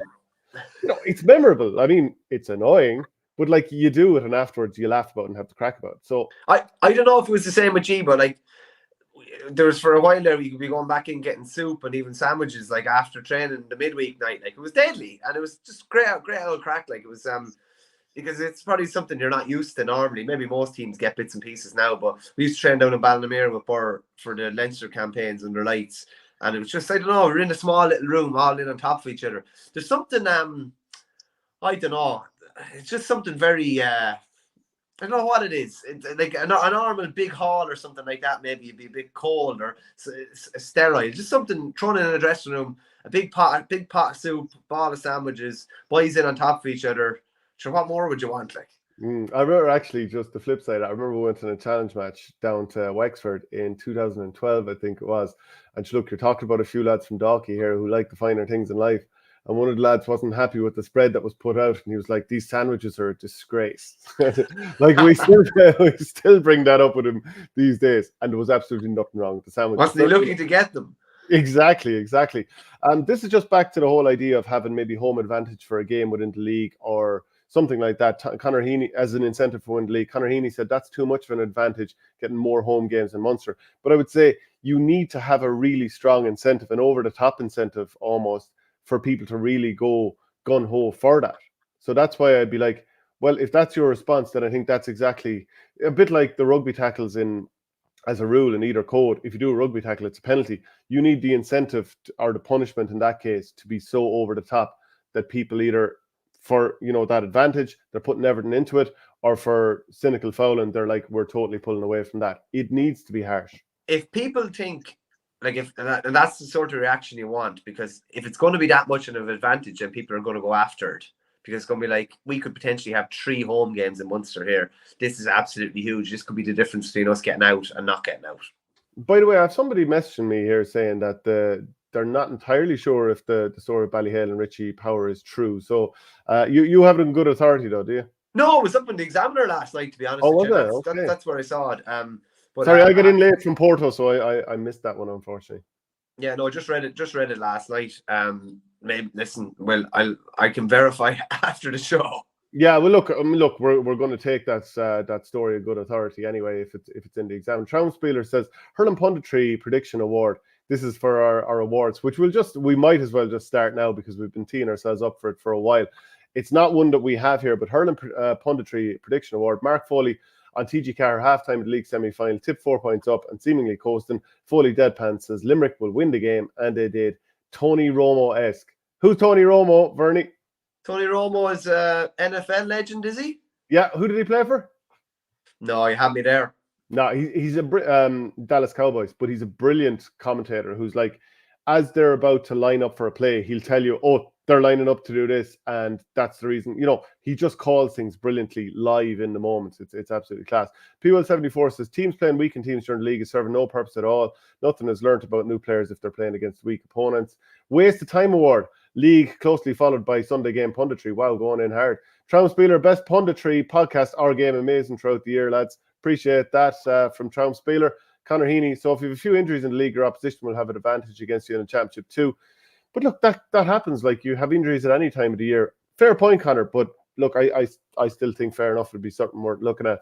Right, will we get into these different areas? You might start us off there. We better not delay it too long or we'll be here all day. Yeah, it's true, isn't it? Goal of the year. What's immediately coming to my mind? Like Cahalmane's goal against Limerick in the All-Ireland semi-final. It was that good that Nicky Quaid didn't even see it. That would definitely be one that springs to mind. Shane O'Donnell's for Clare against Kilkenny in the All-Ireland semi-final was an absolute bullet, a peach. Anything else coming to your head here? Do you know, you've kind of stolen my thunder there with the Shane O'Donnell one, because it was just like it exploded into the back of the net. It was just so good. I mean, you look at the other teams that scored heavily goals throughout the year. Clare did at different times. I'm trying to think, did Tipperary get, did Jake Morris get one of his usual ones solo and through and the one-handed sort of bat into the net? What was your favourite Limerick goal of the year? And just looking at the run that they had through Munster, they scored 6 championship goals. And there's nothing like, I mean, I think the time against Galway, actually, that the ball was won out around midfield and it was flicked in, and it was a great catch from Aaron Glen over. Did he catch it over Dahi Burke? Yeah. He moved back into the full back line and just smacked it into the net really nicely. Adrian McGrath says Mark Rogers against Tip. Connor Heaney says Hoggy against Limerick. And Hoggy scored one against Clare as well, didn't he? Yeah, he did, yeah. The one against Limerick was particularly tasty. Yeah. Gillan's point in the All-Ireland final from the sideline, point of the year. What do you think? That was a good one. He got one against Galway as well. Barry National League final, that was a brilliant goal. That was a brilliant goal, yeah. Brilliant team goal. It's funny, it's funny to probably tee me up for what I think was the goal of the year, and that was Ballygunner's goal against Clonlara in the Munster final. Probably the best team goal we've seen in a hell of a lot of time. I think there was 10 plays involved, 10 stick passes involved. Kevin Matney put the ball into Desi. Desi waited a second and played it back to Mahoney on the 21 who made the sprint. He passed it off to Mikey Mahoney, wasn't it? And he finished it. It was just, yeah, it was an absolutely beautiful goal. It was a ball drop short, and it's the criminal thing. And it's probably worse in football than hurling, but it's not worse than a ball dropping short into the keeper's hands. You have no time to reset, and all of a sudden, I didn't count it, but what are you talking? Less than 20 seconds later, the ball is in the net at the other end. It's a killer. Whereas if the ball goes wide, that's why the coach or the manager always says to put it dead, because at least you have time to reset and regroup. But that's my goal of the year anyway. I'd say it was probably the most scuffed goal of the year, but Killian Buckley's goal against Galway in the Leinster final is probably the most dramatic one. Yeah, I'd have that down for a different category now. To me, that was the moment of the year. That was talk about high drama. The ball is knocking around the Hogan stand on the 21-yard line. Surely Galway are going to hold out. The ball is played across. It's kicked out. Killian Buckley, who's not long on the pitch, picks it up. Didn't connect that crisp edge, to be fair, but it ended up in the net, and it just what an unlikely hero probably in that kind of instance. If he'd been scored the winning point, you would have said something, but for him to be the goal scoring hero, Mikey Butler's goal against Galway was class as well, actually, for a cornerback to score with that type of coolness. And they ran it through lines as well. It was nice team play. I'm going to stay firm with the Ballygunner goal, that Mikey Mahoney goal against Clonlara for my goal of the year. And what are you stumping for? I think I'll go with Shane O'Donnell, just the way it exploded into the net. Adrian McGrath says either of the two he scored, Shane, but the one that caught over the two defenders bigger than him, and the finish was special. Look, keep the comments coming in. Even if you don't come in straight away with us here, we'll get to your comments at some stage. Fergus Butler says goal of the year has to be Shane O'Donnell versus Kilkenny.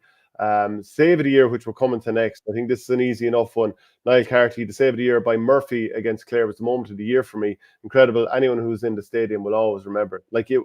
It was one of those what the hell just happened there type moments.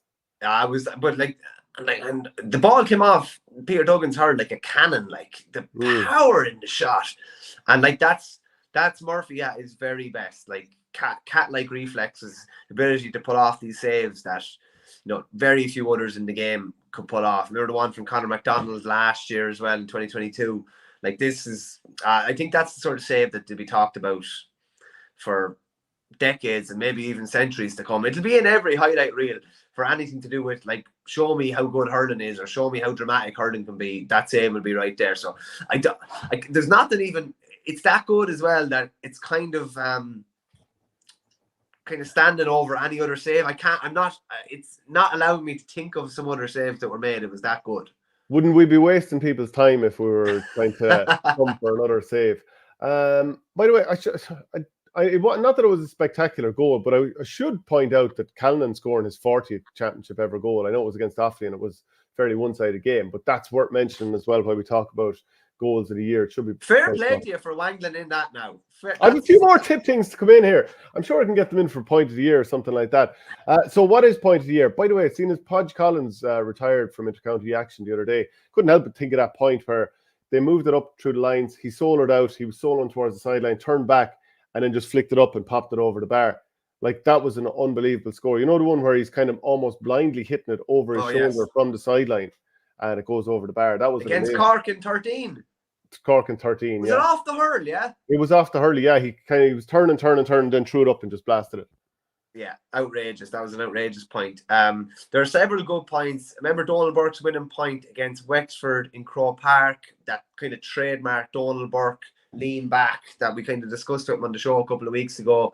To me, though, because I couldn't believe he was even taking the shot on in the All-Ireland final, Peter Casey scores a point while basically like doing a tightrope of the sideline down the Hogan stand side with either Mikey Butler or Tommy Walsh like literally on top of him, and he put it up. I couldn't believe it what I was watching. It was absolutely outrageous point, in the biggest game of the year as well. Crazy point. Yeah, Groat Hegarty had a few beauties from under the sideline, if I remember correctly, as well, didn't he? He got 2 in the second half of the All-Ireland final. Do you know what? I might be thinking of the year before. I'd say you probably are, yeah. Because this was obviously probably a much quieter year for him. 2 good points in the second half, all right. Probably should have mentioned Paddy Deegan's goal in the All-Ireland final maybe as well. Again, beat Nicky. It was that good of a shot that he beat Nicky Quaid. And it was that good of a shot that it went out through the net, didn't it? And actually, point of the year could possibly be Paddy Deegan's point against Ballyhale Shamrocks to win the county final. Fair enough, he took 10 steps, but still, what a point. Yeah, definitely deserves. Yeah, and Joe Butler has just come in with that, actually. Do you know what? I nearly probably would give it to him, because then if you look at it, backed up what he did in the Leinster final as well with the 5. I'm still going to go for Peter Casey though. I just loved that score. Loved it. Okay, do you know what? Willie Connors' equalising point against Thurles the first day out in that county final was quite something. Like, surely people have got other points from across the country as well. I have to confess, I got in late from Porto last night. The brain is a little bit addled today. You might see that I'm struggling to come up with. I'm not as fresh as I normally would be on a Monday morning. So get your comments in and let us know. Too many steps, Joe says. River Power. He's talking to Joe Butler there. And do you know what? There's another comment here. Underrated player, Keane Lynch. People seem to forget he played in the first couple of round robin games and was unbelievable in the final. He really, really stepped up when it mattered in the final. Sure, look, aren't we always talking about it? Yeah, no, I think it was just because in the semi-final he was probably quiet, and there was those lingering doubts about his fitness, and then he delivered, obviously, man of the match to play in the final, and particularly when things weren't going well for Limerick, he was the one that was really keeping everything ticking over. Yeah, brilliant. As I say, you'll have to put nail your colours to the mast here. My point of the year is definitely Peter Casey's one against Kilkenny in the All-Ireland final. I give it to Paddy Deegan, because how long are teams trying to beat Ballyhale Shamrocks, and it needed a moment like that. So I'd be happy enough to give it to him. Yeah, that's a one. The next one is game of the year. The Munster final was hugely enjoyable.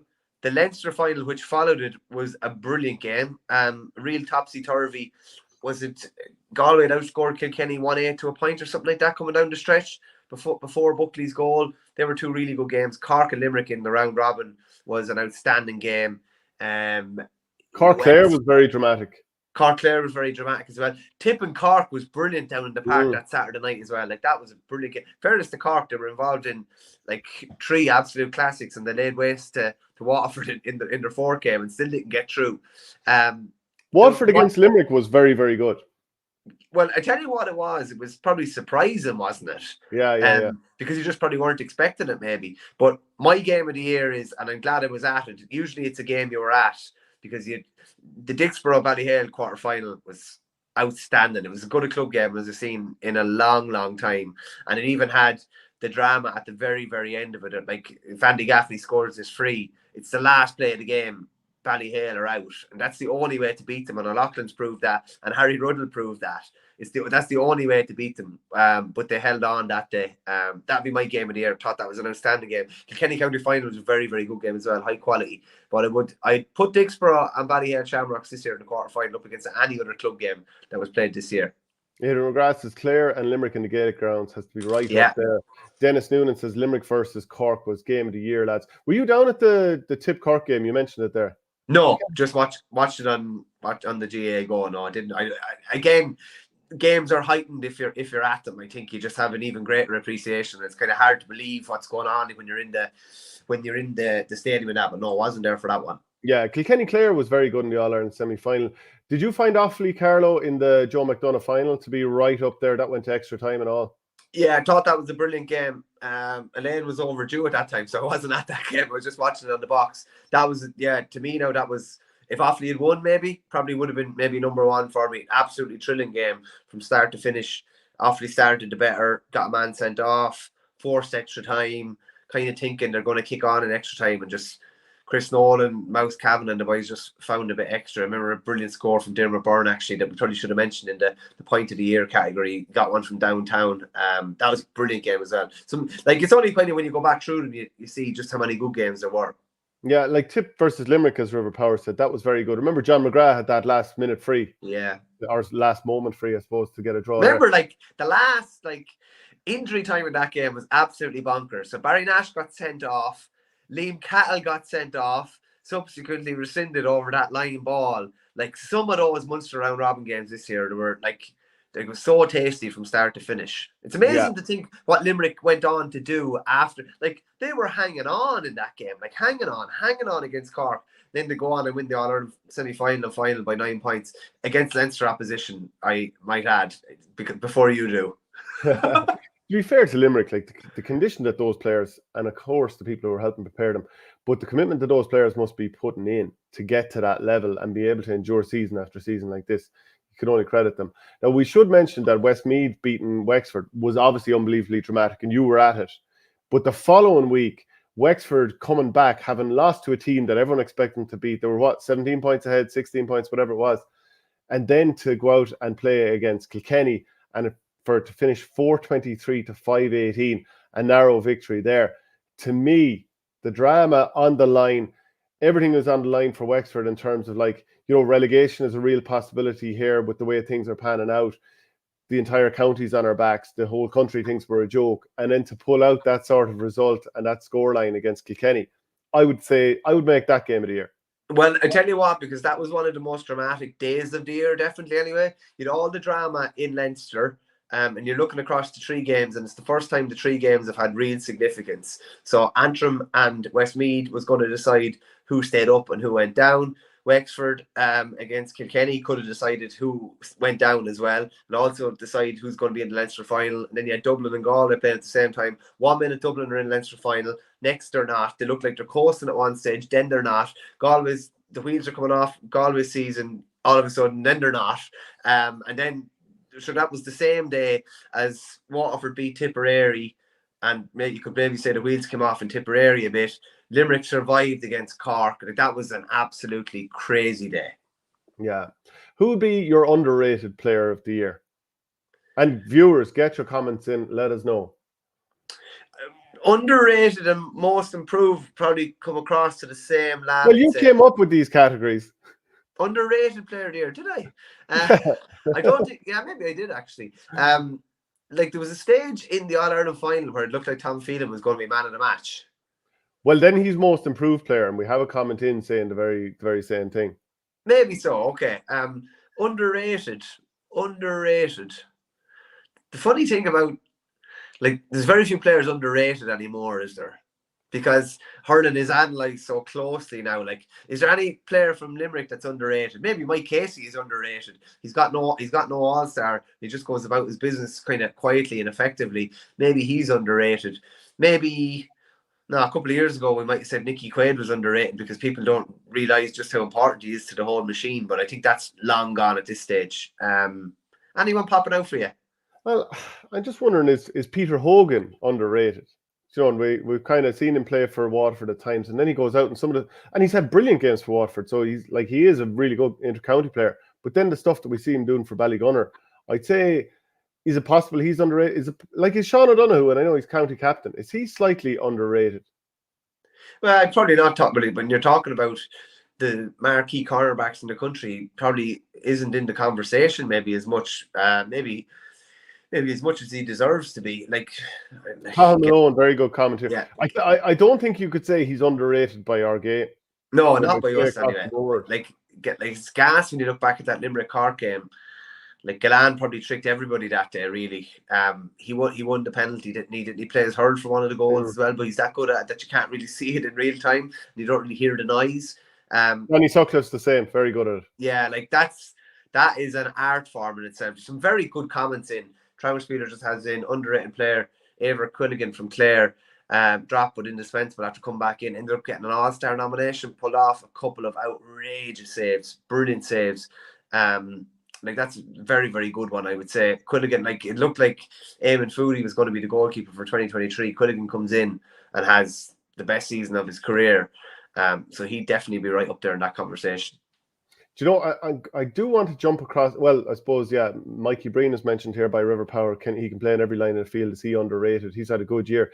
I also just wanted to mention Damien Cahalane. We're kind of jumping over to most improved player, maybe.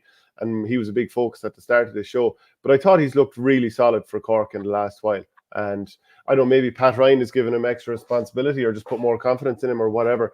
But I thought, given that he's been maligned at times over the years, and I always thought one of the harshest things ever done was he was taken off, I think, 30 seconds before half-time against Kerry, maybe 2013 in the Munster Football Championship. And I always just thought, why take a player off deep into injury time at the end of a half? You're just... So, he's just a player that I think has been hit with plenty of arrows over the years. And he's had a good season and huge reward with what happened yesterday. So I think he's worth mentioning in the most improved. I tell you, he wouldn't thank you for it. I wouldn't thank you for it either if you put me in the most improved category. Yeah, but it's almost like finding a category to acknowledge the fact that his season, the outcome of his seasons, it's kind of kicked on a little bit. And I suppose that's probably the best category to fit him in. But I certainly don't mean it as any sort of a slight. Just more it's a reward for where he's coming from. I'd say David Reedy Limerick in terms of started his first All-Ireland final, obviously, and he got nominated for an All-Star. Actually, it probably definitely his best year in a Limerick shirt. I think I would go with Tom Phelan for most improved because he was causing Dermot Burns trouble in the All-Ireland final. He ended up with 3 points. Was hooked for a goal. Might have been involved in another goal chance as well. Was unbelievably effective. Had his best game, what might have been his best game ever in the All-Ireland final. Yeah, is there anyone else from maybe the likes of Clare? I wouldn't say Mark Rogers has improved. It's just maybe we've seen a bit more of him this year because he's clearly... No, he's not most improved. No, I think well flagged how good he was. It was just not improved, I suppose. And yeah. But is he in some way underrated coming into this past season? Anyone that was watching the Fitzgibbon and that with UL, I'd say wouldn't think so. And I think anyone in Clare wouldn't have been underrating him. So I don't think so. Okay, got to respect Reedy's journey and sticking it out to where he is. Young players need to look at his persistence as River Power. Shane Harrington, Decky Dalton made a big impact to the Cork forward line this year. I suppose he'd been in and around for the last number of years. And wasn't he dropped off the panel even the previous year? Yeah, here's a good one for you. Name the 4 Limerick players that have 6 Munster hurling titles. So Declan Hannon, Dermot Burns. Huh? No. 6. Wait, no.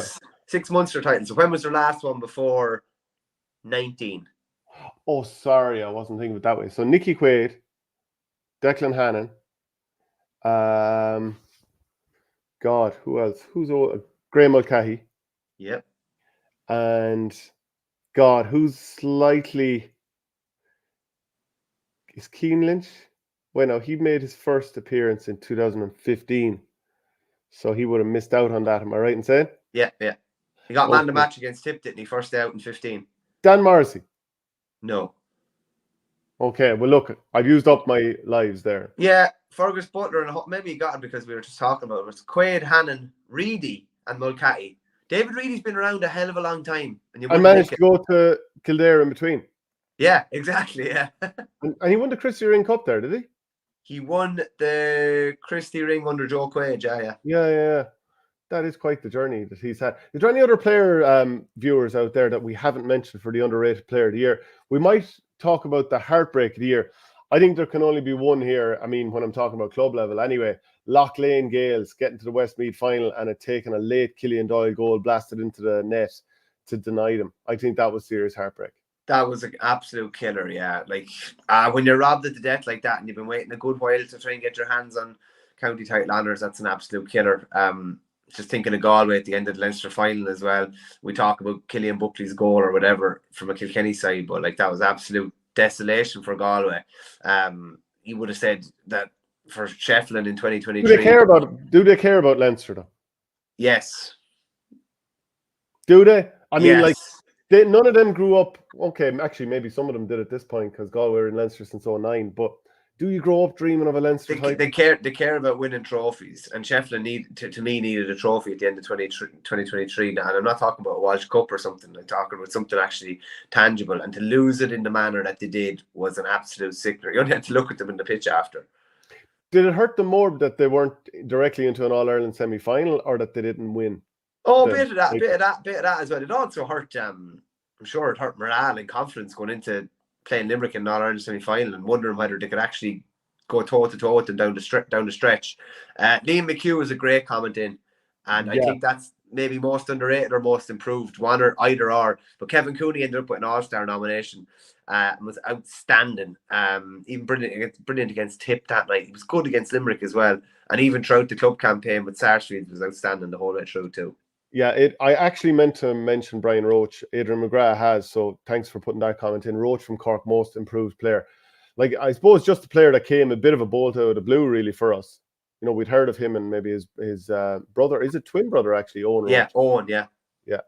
So, heartbreak of the year, are you going to stick your colours to the mast with Galway there? I mean, that can't compare with Lochlane Gales losing the county final. There must be a few more as well. I can't think of the football one that comes to mind. Offaly losing their preliminary All-Ireland quarter final. Heartbreak. Jeez, you'd have no heart. You'd have no heart by the end of that. I'll go with Lochlane Gale, same as you as well. I hadn't thought of that one before we started, but that was like they hit the butt of the post with a free as well at the very, very end to win it. I think they needed a free or they went for a goal after. That was an absolute killer. Yeah, they hadn't won a title for over 20 years, 2002. So imagine the celebrations if they had to win that. But alas, so be it. We'll move on to the next section, which is, I'll just bring that up on the screen again. Flop of the year. So take your pick between Wexford, I should say, and Waterford. Yeah, I would have said the big three in Clare hurling over the last decade as well. Ballyea, 6 Mile Bridge, and even Cratloe and Ina Kilnamony could probably throw into it as well. Just that they all ended up down in the B Championship wouldn't have been seen beforehand, but would probably be Waterford realistically when you look at the talent that they have in an All-Ireland final in 20, All-Ireland semi-final in 21, league champions in 22, and you're just thinking like they have a lot of talent. There's no point in saying any different. They definitely do. They delivered a very good performance against Limerick. Maybe the championship would have been a lot different had they got a result in that game. They didn't. Very poor against Cork, very poor against Clare. And the annoying thing is that maybe we saw how good they can be when they play a certain way against Tipperary, but it was far too little and far too late. I'd say Wexford are right up there. Like, really not particularly good against Galway the first day out. Second day out, then they narrowly beat Antrim by 4 points. You know, whether they should or shouldn't, they'd be expecting to win that game by a little bit more. Lost to Dublin then at Croke Park when all the talk was, are Dublin making a mistake going to Croke Park? Then they go out, get beaten by Westmeath with, falling off the face of the cliff in terms of the being so far ahead and losing. Yeah, to be honest, they had that brilliant performance against Kilkenny the last day out, but, I'd be plumbing for them. And I'd also be saying, look, to be fair, Tipperary started the championship quite well. We're okay for a lot of the league. But, those last two performances against the teams that, Offaly, with all due respect, weren't challenging. But like those two performances against Waterford and Galway, they're a flop. Within an okay season, those two games were a massive flop. Massive, yeah. SSRI comes in with a good one there. Barcelona would have to be flop of the year for me. Jesus Christ. Right, I'm getting boot after boot. Funny, I did mention it. I know Borough were beaten in this game, but the Borishin Rowan quarter final that went extra time in Offaly was, it's when you have skin in the game and it's that tight. That was a fair old game too. I find it hard to look past Waterford now for flop of the year, just because like on two hands, if you're talking Austin Gleeson, Jamie Barron, Connor Prunty, Caleb Lyons, Desi Hutchinson, Patrick Fitzgerald, Peter Hogan, Kevin Mahoney, you know what I mean? If you're looking at what they have on paper, you're just thinking that they're not delivering on what they have. Hopefully that'll change going into 2024. Yeah, for sure. Surprise of the year? I'll give you a couple of suggestions and then I'll give you my answer. Nafina winning Dublin without Donald Burke would have to be considered a massive surprise. So you're going to use my own suggestion against me? Well, we're a team. We're a team, and you're not supposed to say it then when I take your suggestion. You're just supposed to be like, you're supposed to be humble and show humility. The way you presented it as if I was just thinking about it there earlier, and no, you weren't. I suggested it to you. I go straight to what the surprise of the year was, and they were 17 points down at the time, and for Westmeath to beat Wexford in that game, that was the most surreal thing I've ever been part of. It was absolutely unbelievable. You had the top 4 pairs written on the piece at say a half time and ready to push the button on full time, and then Niall Mitchell comes in, absolutely rips up the script. That was just bizarre, and it was so surreal because there was only about 200-300 Westmeath people there, if even, and the din and the noise that was coming from them. And then, do you know when you can actually hear shock? Yeah, like you could hear like the Wexford support, you could just hear the shock. That sounds mad to say it, but there was just people just absolutely going around. Like there was corpses going around Wexford Park that day. Wexford people. I remember chatting Tom Dempsey after, and I never just seen, you look in someone's eyes and just see like a desolation in their eyes. It was unbelievable, and for them to turn it around in the week after was kind of class in a way as well. It just shows you how quickly the wheel can turn. And the flip of it, Westmeath a week later ended up getting relegated, which is like the greatest day to one of their worst days, you'd probably say. But on that day in Wexford Park, that was one of the most surprising and shocking things I've ever seen. To me, the surprise of the year would be just the way that Waterford set up.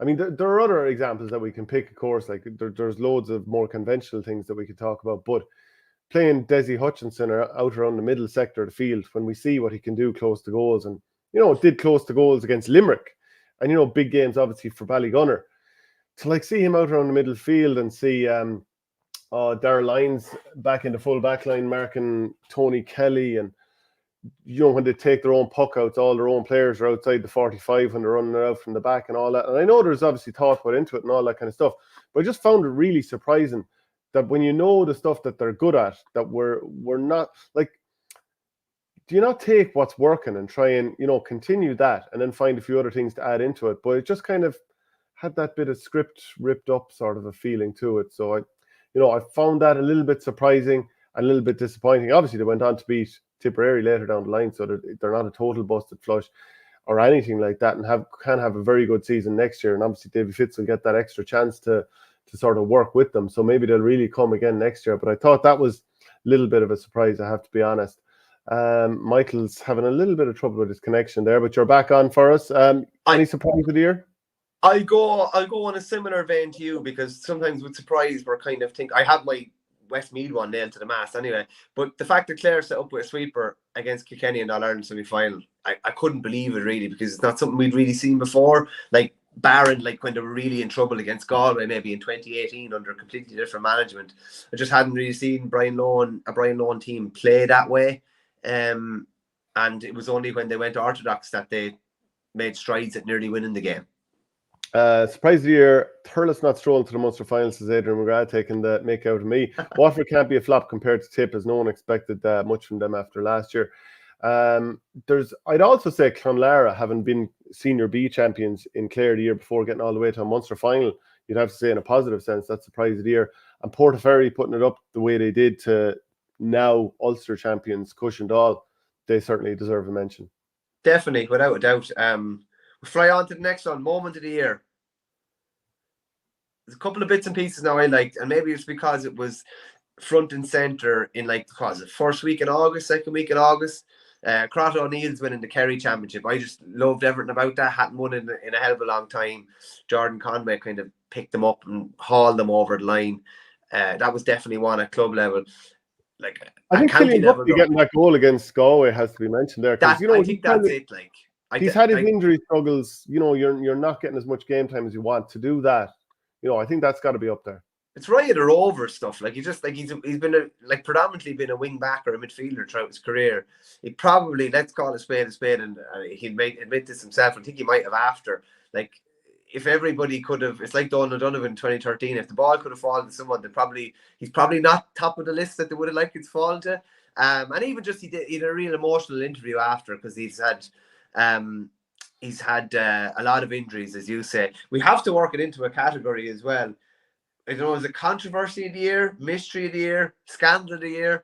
But Killian Buckley's wedding been fixed for the day before the All-Ireland final. Has to be right up there. Has to be right up there as well. I'd say that's a topic that can't be discussed down in Dixborough these days. I'd say so somehow, yeah. But that was a mad one now. Like, and boys that were playing with Kilkenny the next day, been part of his top table. He came on an All-Ireland final the next day. Isn't that bonkers? It really is. How much do you get to enjoy it? And then do you go back and commiserate with your team, or go back and have day 2 of the wedding? Yeah, mad, yeah. It's that's just not something you consider, when you're preparing for your wedding. Controversy of the year. Controversy or controversy? Tomato. To me, it's just the controversy of the year is something we touched on earlier in the show. It's just the rugby tackles, and becoming so common in both codes. Last few minutes of a game, if there's like more than a point in it, teams are insured. Grand, you can score a point or whatever. But if you're in any way trying to run up through the centre of us and you're within 60 yards of goal, come here, drag him down to the floor. Like if your defence looks anyway exposed and you know that there could be an opening, or the opposition team senses that we should try and find a way to manufacture a goal situation, I'm thinking, and I'm not criticising any of the players, as always, I'm just saying the rules leave it there as a way to, foul and be cynical and get rewarded. Jordan Malloy against Bennett's Bridge, Darren Mason against Dixborough, Joe Gallagher for Killadangan against Thurles. Every single game that's anyway close, heading into the last few minutes. Even Barry Coughlin against Sarsfields, when they were battering the life out of them in the Munster quarter-final. For me, it's the controversy of the year that this has not been talked about, and the discussion of bringing in a penalty, no matter where it happens on the pitch, that to me is the controversy of the year. To me, even the Barry Coughlin one, when they're winning the game by 15 or 20 points, it's nearly worse at that stage of a game. You know what I mean? It makes it even more farcical that you can get away with it. The Shelminator comes in with which was definitely a massive controversy. One of the most talked about things was GA goal. It was just so hotly debated, ended up in the Oireachtas, talked about, did it in the Dáil also as well. You had Micheál Martin talking about it, Alan Dillon talking about it. It's still been talked about now, even when they released their schedule last week. So that's definitely that was definitely on the lips of most people. But I'd be the same as you. I'd actually agree with you for once. I think the rugby tackle in hurling, and the fact that it's actually encouraged to do that at the minute, particularly at club level, that's just going to have to change in time. It's going to have to change, not in time. It's going to have to change quick, because we're only going to see more of it, and the more people see of it, and coaches and managers see the best teams doing it, lower down the grades are going to start doing it, and it's going to become more and more of a blight on the game. Yeah, PWell74 says, diving lads, it needs to be highlighted and driven out. Yeah, and to be fair now, we did compliment a couple of referees lately on not buying the simulation. But I think also, if a referee feels that a guy tried to simulate there, instantly give a free against them and instantly give them a yellow card, because it has to be hammered out of the game. It's a physical game, and also, do you know this? I think advantages need to be, the advantage rule needs to be tweaked a little bit. If you go through a tackle, let's say I'm trying to run past you and you do a bit of incidental contact where your arm kind of goes around and impedes me, and it's enough for if it ensured that I ran into traffic and couldn't get away, it should be blown as a free. But if I'm trying to go past you and you start to put your hurley a little bit higher or whatever, it's not dangerous, but it's a free and all that kind of stuff. But I get 5 yards away from you and I have an uncontested shot at goal or point and I hit it wide. The advantage is over, because I've still gotten myself clear of you, and I'm, that is the advantage, that you're now back into a scoring position. Do you know what I'm talking about? remember, was it last year or maybe it was last year actually, 2022, the time that, or was it against Naas? Owen Cody was fouled around 20 yards out. He stopped up, Yep. and the opposition stopped up, and then he just turned and blasted into the back of the net from the 21 or something like that. Do you remember that? Yeah, I remember that from Crow Park into the Cahalane, yeah. Yeah, was that against Wexford or was that against Naas? Naas, I think, is the one that rings a bell to me, yeah. Yeah, but anyway, just this whole point that the advantage should be, okay, we'll let it go. Can you get yourself back clean and clear and you're back on the front foot? Grand, okay, keep playing. Otherwise, the free has to be instant, because too often we're seeing somebody, they go on, take a shot, and then it's back for the free. And I just think it's too much.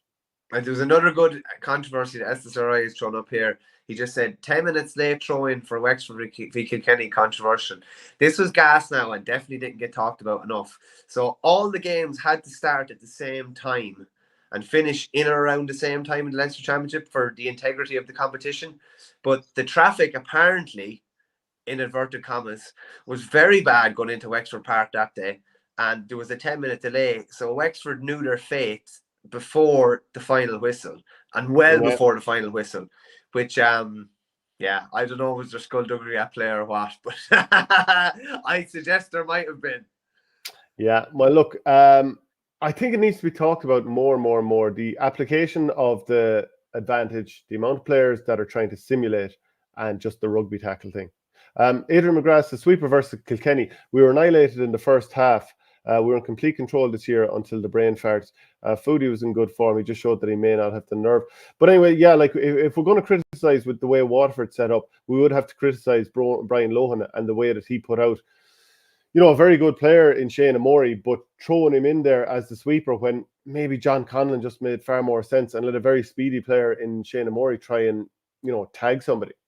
Yeah, but what Adrian says there, we were annihilated in the first half of 22, that's grand. We were in complete control before the brain fart, grand, but you were in complete control because you went back 15 on 15. You were not in complete control when you played the sweeper. I think Kilkenny had a 5-point advantage at half time until he made the change, and you were the much. But to me, like they could have been in a good position if they had to pick the right person for the sweeper and the right person for the markers.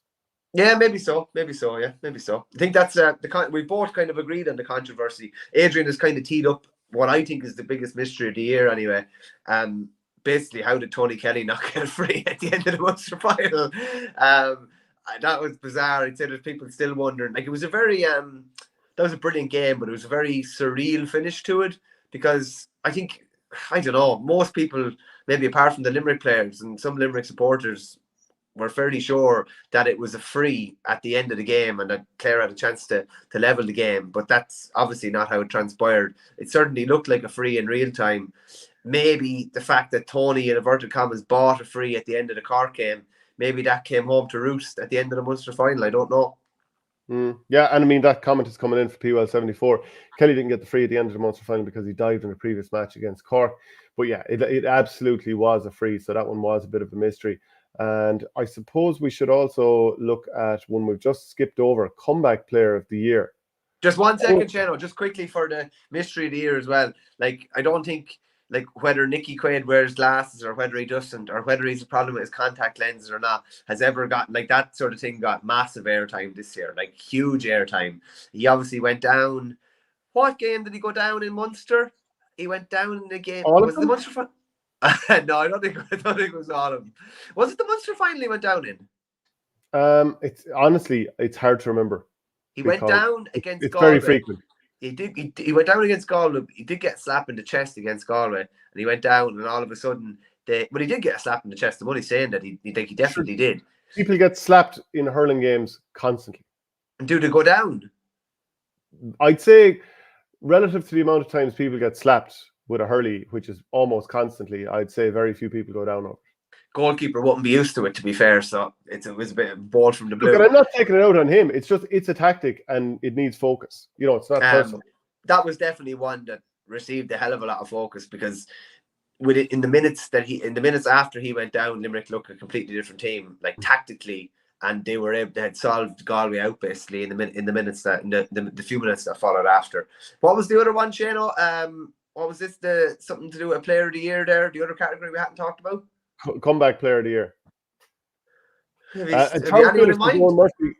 Traumspieler says Owen Murphy comically went down the Leinster final also, to be fair to Nicky Quaid.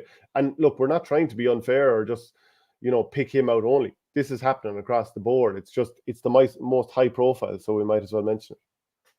Yeah, Sorry. Adrian McGrath says, it's obvious why we didn't get a free. The ref lost his way at the end and had sparked a Limerick pitch invasion already. His mind was gone and he just wanted to get off the pitch. Yeah, but there might be maybe some merit to that.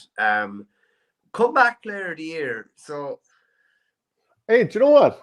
Conor Cleary doing his shoulder and coming back for the All-Ireland semi-final. That's a fair comeback. That's a fair comeback. Habit. So that was a fair comeback. But David Burke coming back from a cruciate to get back for Thomas's takes the biscuit.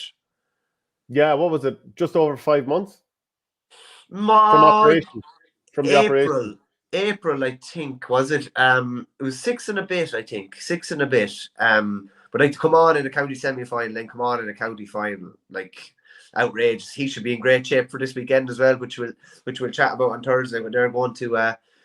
They're obviously trying to take down the Ballygunner machine at the weekend, but that was an unbelievable return. And funny enough, like he'd actually been open enough about the fact that he said he was hoping to get back at that time. Like I was looking at someone like mid to early 30 or what, early to mid 30s. You're thinking there's no way he can get back at this time, but he fairly got back all right. And I'm trying to think, is there anyone else that really came back hard this year?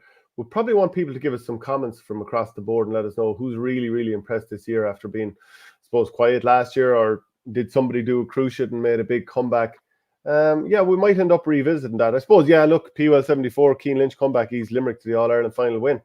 PWL also says Tony has a rep for diving, that's why he didn't get the free. Okay, let's move on to the next category. Mystery of the year, you touched on that already. Most improved player, we've kind of already done that. Manager of the year. Who is the manager of the year? Someone that came to mind for me would have been Donald Madden from Clonlara, and because of maybe what you mentioned earlier, that I think they'd won the last 3 Clare Senior Bs. That's not to say they're competing at B level, they're competing at A level, didn't make the knockout stages and went back into the B. But he's definitely someone that stands out. And I just love the fact that, like, he referenced after that county final, he was the one that gave the ball away at the end of the 09 final. And it ended up in a goal, and Cracklow won, and Clonlara didn't do 2 in a row and have been waiting for a title ever since. So he'd be high up there outside of the obvious John Kiley, who won League, Munster and All-Ireland this year. And to be fair to Derek Ling, coming in to Kilkenny after, an 11-time All-Ireland winner manager, they were fairly well, substantially beaten in a league final, bounced back, won a Leinster final, completed Leinster 4 in a row, got to an All-Ireland final, albeit really struggled in the last 20 minutes, had himself in a good position early, but really struggled in the last 20 minutes. Like, all in all, it wasn't a bad first year, you'd probably say. You'd have to give some props to Tom Mullally as well, taking Carlow to the Joe McDonagh Cup, which means promotion to the Leinster Championship for 2024. They also gave a good performance against Dublin in the preliminary quarter-final. They lost that game by 10 points ultimately, but they'd competed rather well. And then he took Naas to another championship title as well.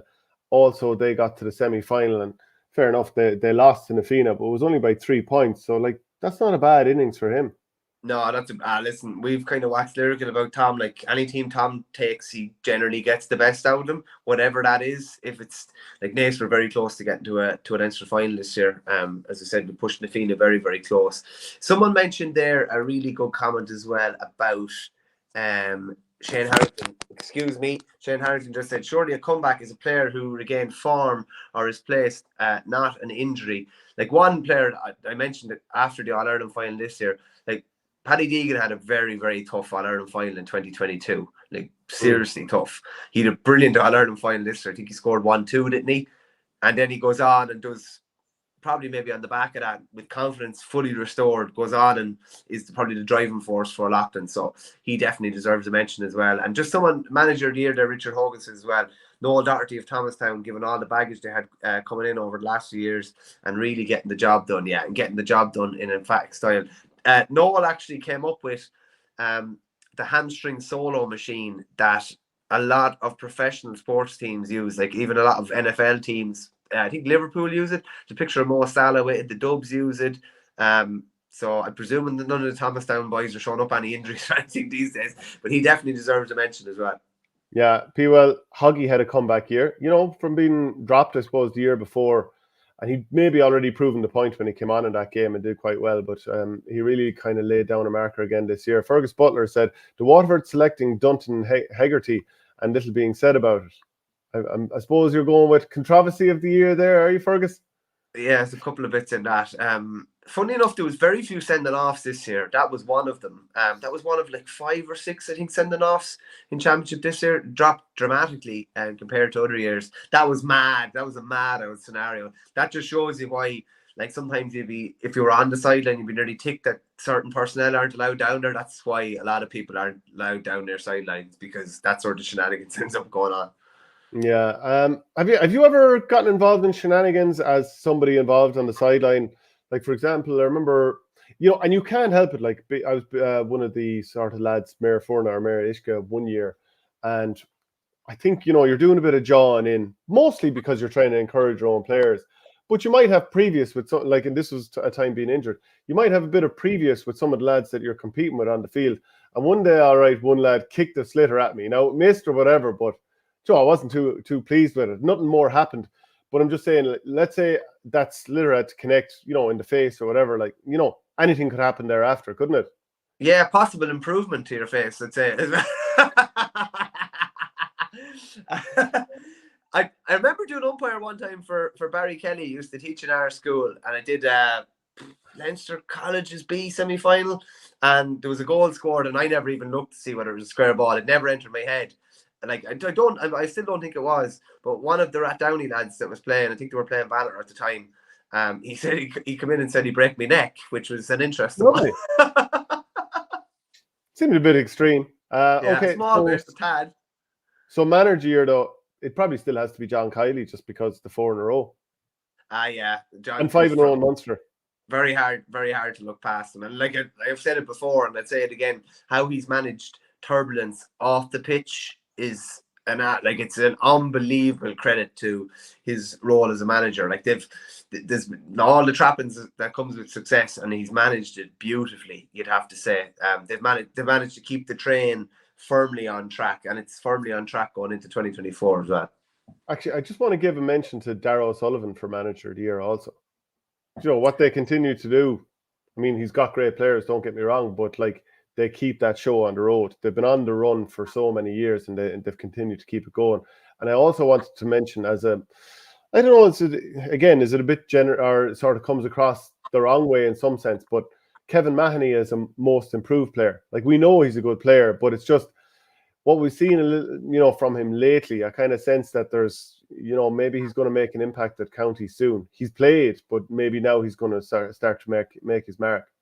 Yeah, well, just on Darragh O'Sullivan, he's probably a bit unheralded in a way, like, because maybe people talk about David Franks or Shawnee O'Donnell or Tony O'Gregan or the quality of players that they have. But as I said, the same about Padua and Burr. You need somebody steering the ship, and you need someone steering the ship properly, and that is not an easy job. And the other thing I'd say about that as well is, when was the last time they played bad? Like, they generally, no matter who they're playing, they play to a really, really high level, and that's a fair credit to the manager in particular. And on Kevin Mahoney's a fair operator now, and he's after he's after improving a hell of a lot, as you said. Back to your point though on Ballygunner, the last time that they didn't play a game on their terms, it was probably that game that they lost to Ballyhale Shamrocks at the start of the year. There was a time when I thought, okay, they're going to kick on now, and they just never did, because Ballyhale kept the game on their terms. So, I mean, if it's only against that team that you haven't really dominated the flow of a game, I think that speaks volumes of how good they have been overall. Scandal of the year? Yeah, I'd only one thing here, because it stood out like a sore thumb. It was, basically the GA making a ruling that the Tip and Limerick lads couldn't carry the Dylan Quirk logo and promote that Dylan Quirk Foundation for that game, the last or the second last Munster round robin game. That was absolutely bizarre, and it amazes me how you could, like, what that cause is all about. It's very, very obvious. It amazes me how the GA managed to shoot themselves in the foot with something like that. The only thing I would say on it is, I think it probably maybe the foundation got even more publicity and coverage maybe afterwards as a result of it in a roundabout type of a way, which often happens. But I just thought that was absolutely bizarre. So do I. Look, especially as a Tipperary person, I wanted to see that get as much promotion as possible. I do think we're in a tricky situation in terms of like who gets to decide. And look, the Dylan Quirk one isn't one up for debate. Everyone knows that that is a cause that everybody would want sorted, because anyone's family could be affected by it. Something like cancer, anyone's family could be affected by it. But there's then other causes that people will try and force through and be like, I'm looking at social activists and all this kind of stuff, where it's kind of like, well, it depends on what way you look at this now. And some people would make legitimate kind of points that I'm not sure that this thing that you're trying to decide that the entire country is behind, I'm not sure that we all agree with that. So I do think the GA needs to be careful about who gets to decide what's a legitimate cause. And that's the difficulty here, because that is without doubt a legitimate cause. But there's a lot of tricky weeds to go through when it comes to other causes. Yeah, there are certain ones that are no-brainers, and this was an absolute no-brainer, though. But other people would try and convince you that other things, which are very much contentious issues, are also no-brainers. But like you look at the Premier League now, you go to a match, and you've got a BLM flag in one corner of the pitch, like on the pitch itself or in the stands. Then you've got a Ukraine flag in one corner. Then you've got a minute's silence. Then you've got players taking a knee and all this kind of stuff. And to a lot of people, each one of these things are really, really important. To other people, there's contentious issues within those things. So I think that's where the GA is looking at and being like, okay, how many things can we be doffing a cap to? And again, I want to separate these from the Dylan Quirk thing, because that's not up for debate. But I think this is the tricky situation, that you have to kind of think a little bit broadly. And that's why I think they sort of went, okay, we need to step back from everything here. Because, when do we lose control of this situation? And when do we invite huge issues for the GA? Do you know what I'm trying to say? Yeah, no, I understand what you mean. But a special dispensation should have been mentioned to this cause, which like only the most idiotic of people would be in any way against. Yeah, and I mean, like, it's even tricky for me to try and put that argument together without upsetting a lot of people, because you've already upset everyone. Yeah, I don't really care about upsetting people. I just say what I think. I'm only messing. Okay, I think that's it. Is there anything else we want to touch on? I just want to mention the fixtures for next weekend, and just in case, is there one more section that we need to move in? Oh yeah, up and coming player of the year. Probably give Adam Hogan a fair shout there from Clare, nominated for Young Herd of the Year in his first season. I suppose one of the scandals. Who? Ben Cunningham, a player that obviously hasn't played senior. I suppose we could have had in for one of the scandals as well. It's, the under 20 players, or the players that played senior that are under 20 not been able to play under 20, which is mad. Cork doing a hatchet job on you in the under 20 final. I wouldn't say that was a scandal. Well, do you know what? The lack of red card early on for Cork. Yeah, I still wouldn't say it was a scandal. Sometimes these things happen in games or whatever. But yes, you've changed your tune. I definitely have. It's just I'm not going to keep going on about it. I'd say Patrick. Someone mentioned there, Cassius King mentioned Patrick Fitzgerald. Like, he only played sparingly enough for Waterford, but he had a fair first season now. You'd look at maybe someone like Shane O'Brien in his league form as well. He's going to play more league, maybe more championship in 2024. Dunick O'Dalik, Adam English. There's a fair few up and coming players there now. Paddy Doyle, Diarmuid Dooling is going to be very good. Joey McLaughlin with Cushendall, and I'm sure Antrim will be sniffing around him if they aren't already sooner rather than later, especially because they've lost 5 players heading into next season. So there's a lot of players there. Keep your comments coming in and let us know if there's anything we've missed. I just giving people a chance to do that before we finish up. The fixtures next weekend. So in the ladies football, Glanmire are going to be against Ballinamore, Ballymacarbery against Kilkerran Clonbyrne, St. Thomas's are against Ballygunner next Saturday night. Then on Sunday, O'Loughlin's are against Cushendall, and in the Camogie then Dixborough will meet Sarsfields in the final there. Next Saturday also the intermediate All-Ireland hurling semi-final, Turin against Castle Lyons. On Sunday then you'll have Thomastown and Satanta. Back to Saturday in the junior All-Ireland semi-finals, Eastkey against St. Catherine's of Cork, and Tuller Ross Birkin against Castle Blaney of Monaghan. So that's kind of an interesting one, isn't it, actually? Kilkenny against Monaghan in an All-Ireland semi-final, and Sligo against Cork. Kilkenny against Donegal in intermediate semi-final. Like, yeah. that is the beauty of these competitions, and that's what Sean Kelly wanted when he came up with these competitions 20 years ago. I'm going to have to love you and leave you, Shane, because my battery's going to go in a second, but I want to leave you with my goat of the week. And there's only one, and there can only be one. Big Damien Cahalane and his heroics, both on the pitch and between the posts. Like, what a memory. He actually just tweeted there last night about that picture as well. He just said a lot more belly, a lot less hair about the picture with Larry and with Niall Cahalane. But that's an unbelievable weekend for him. Okay, that's it for the show. We'll see you all again next Thursday. Chat to you, Michael. See you, Shane.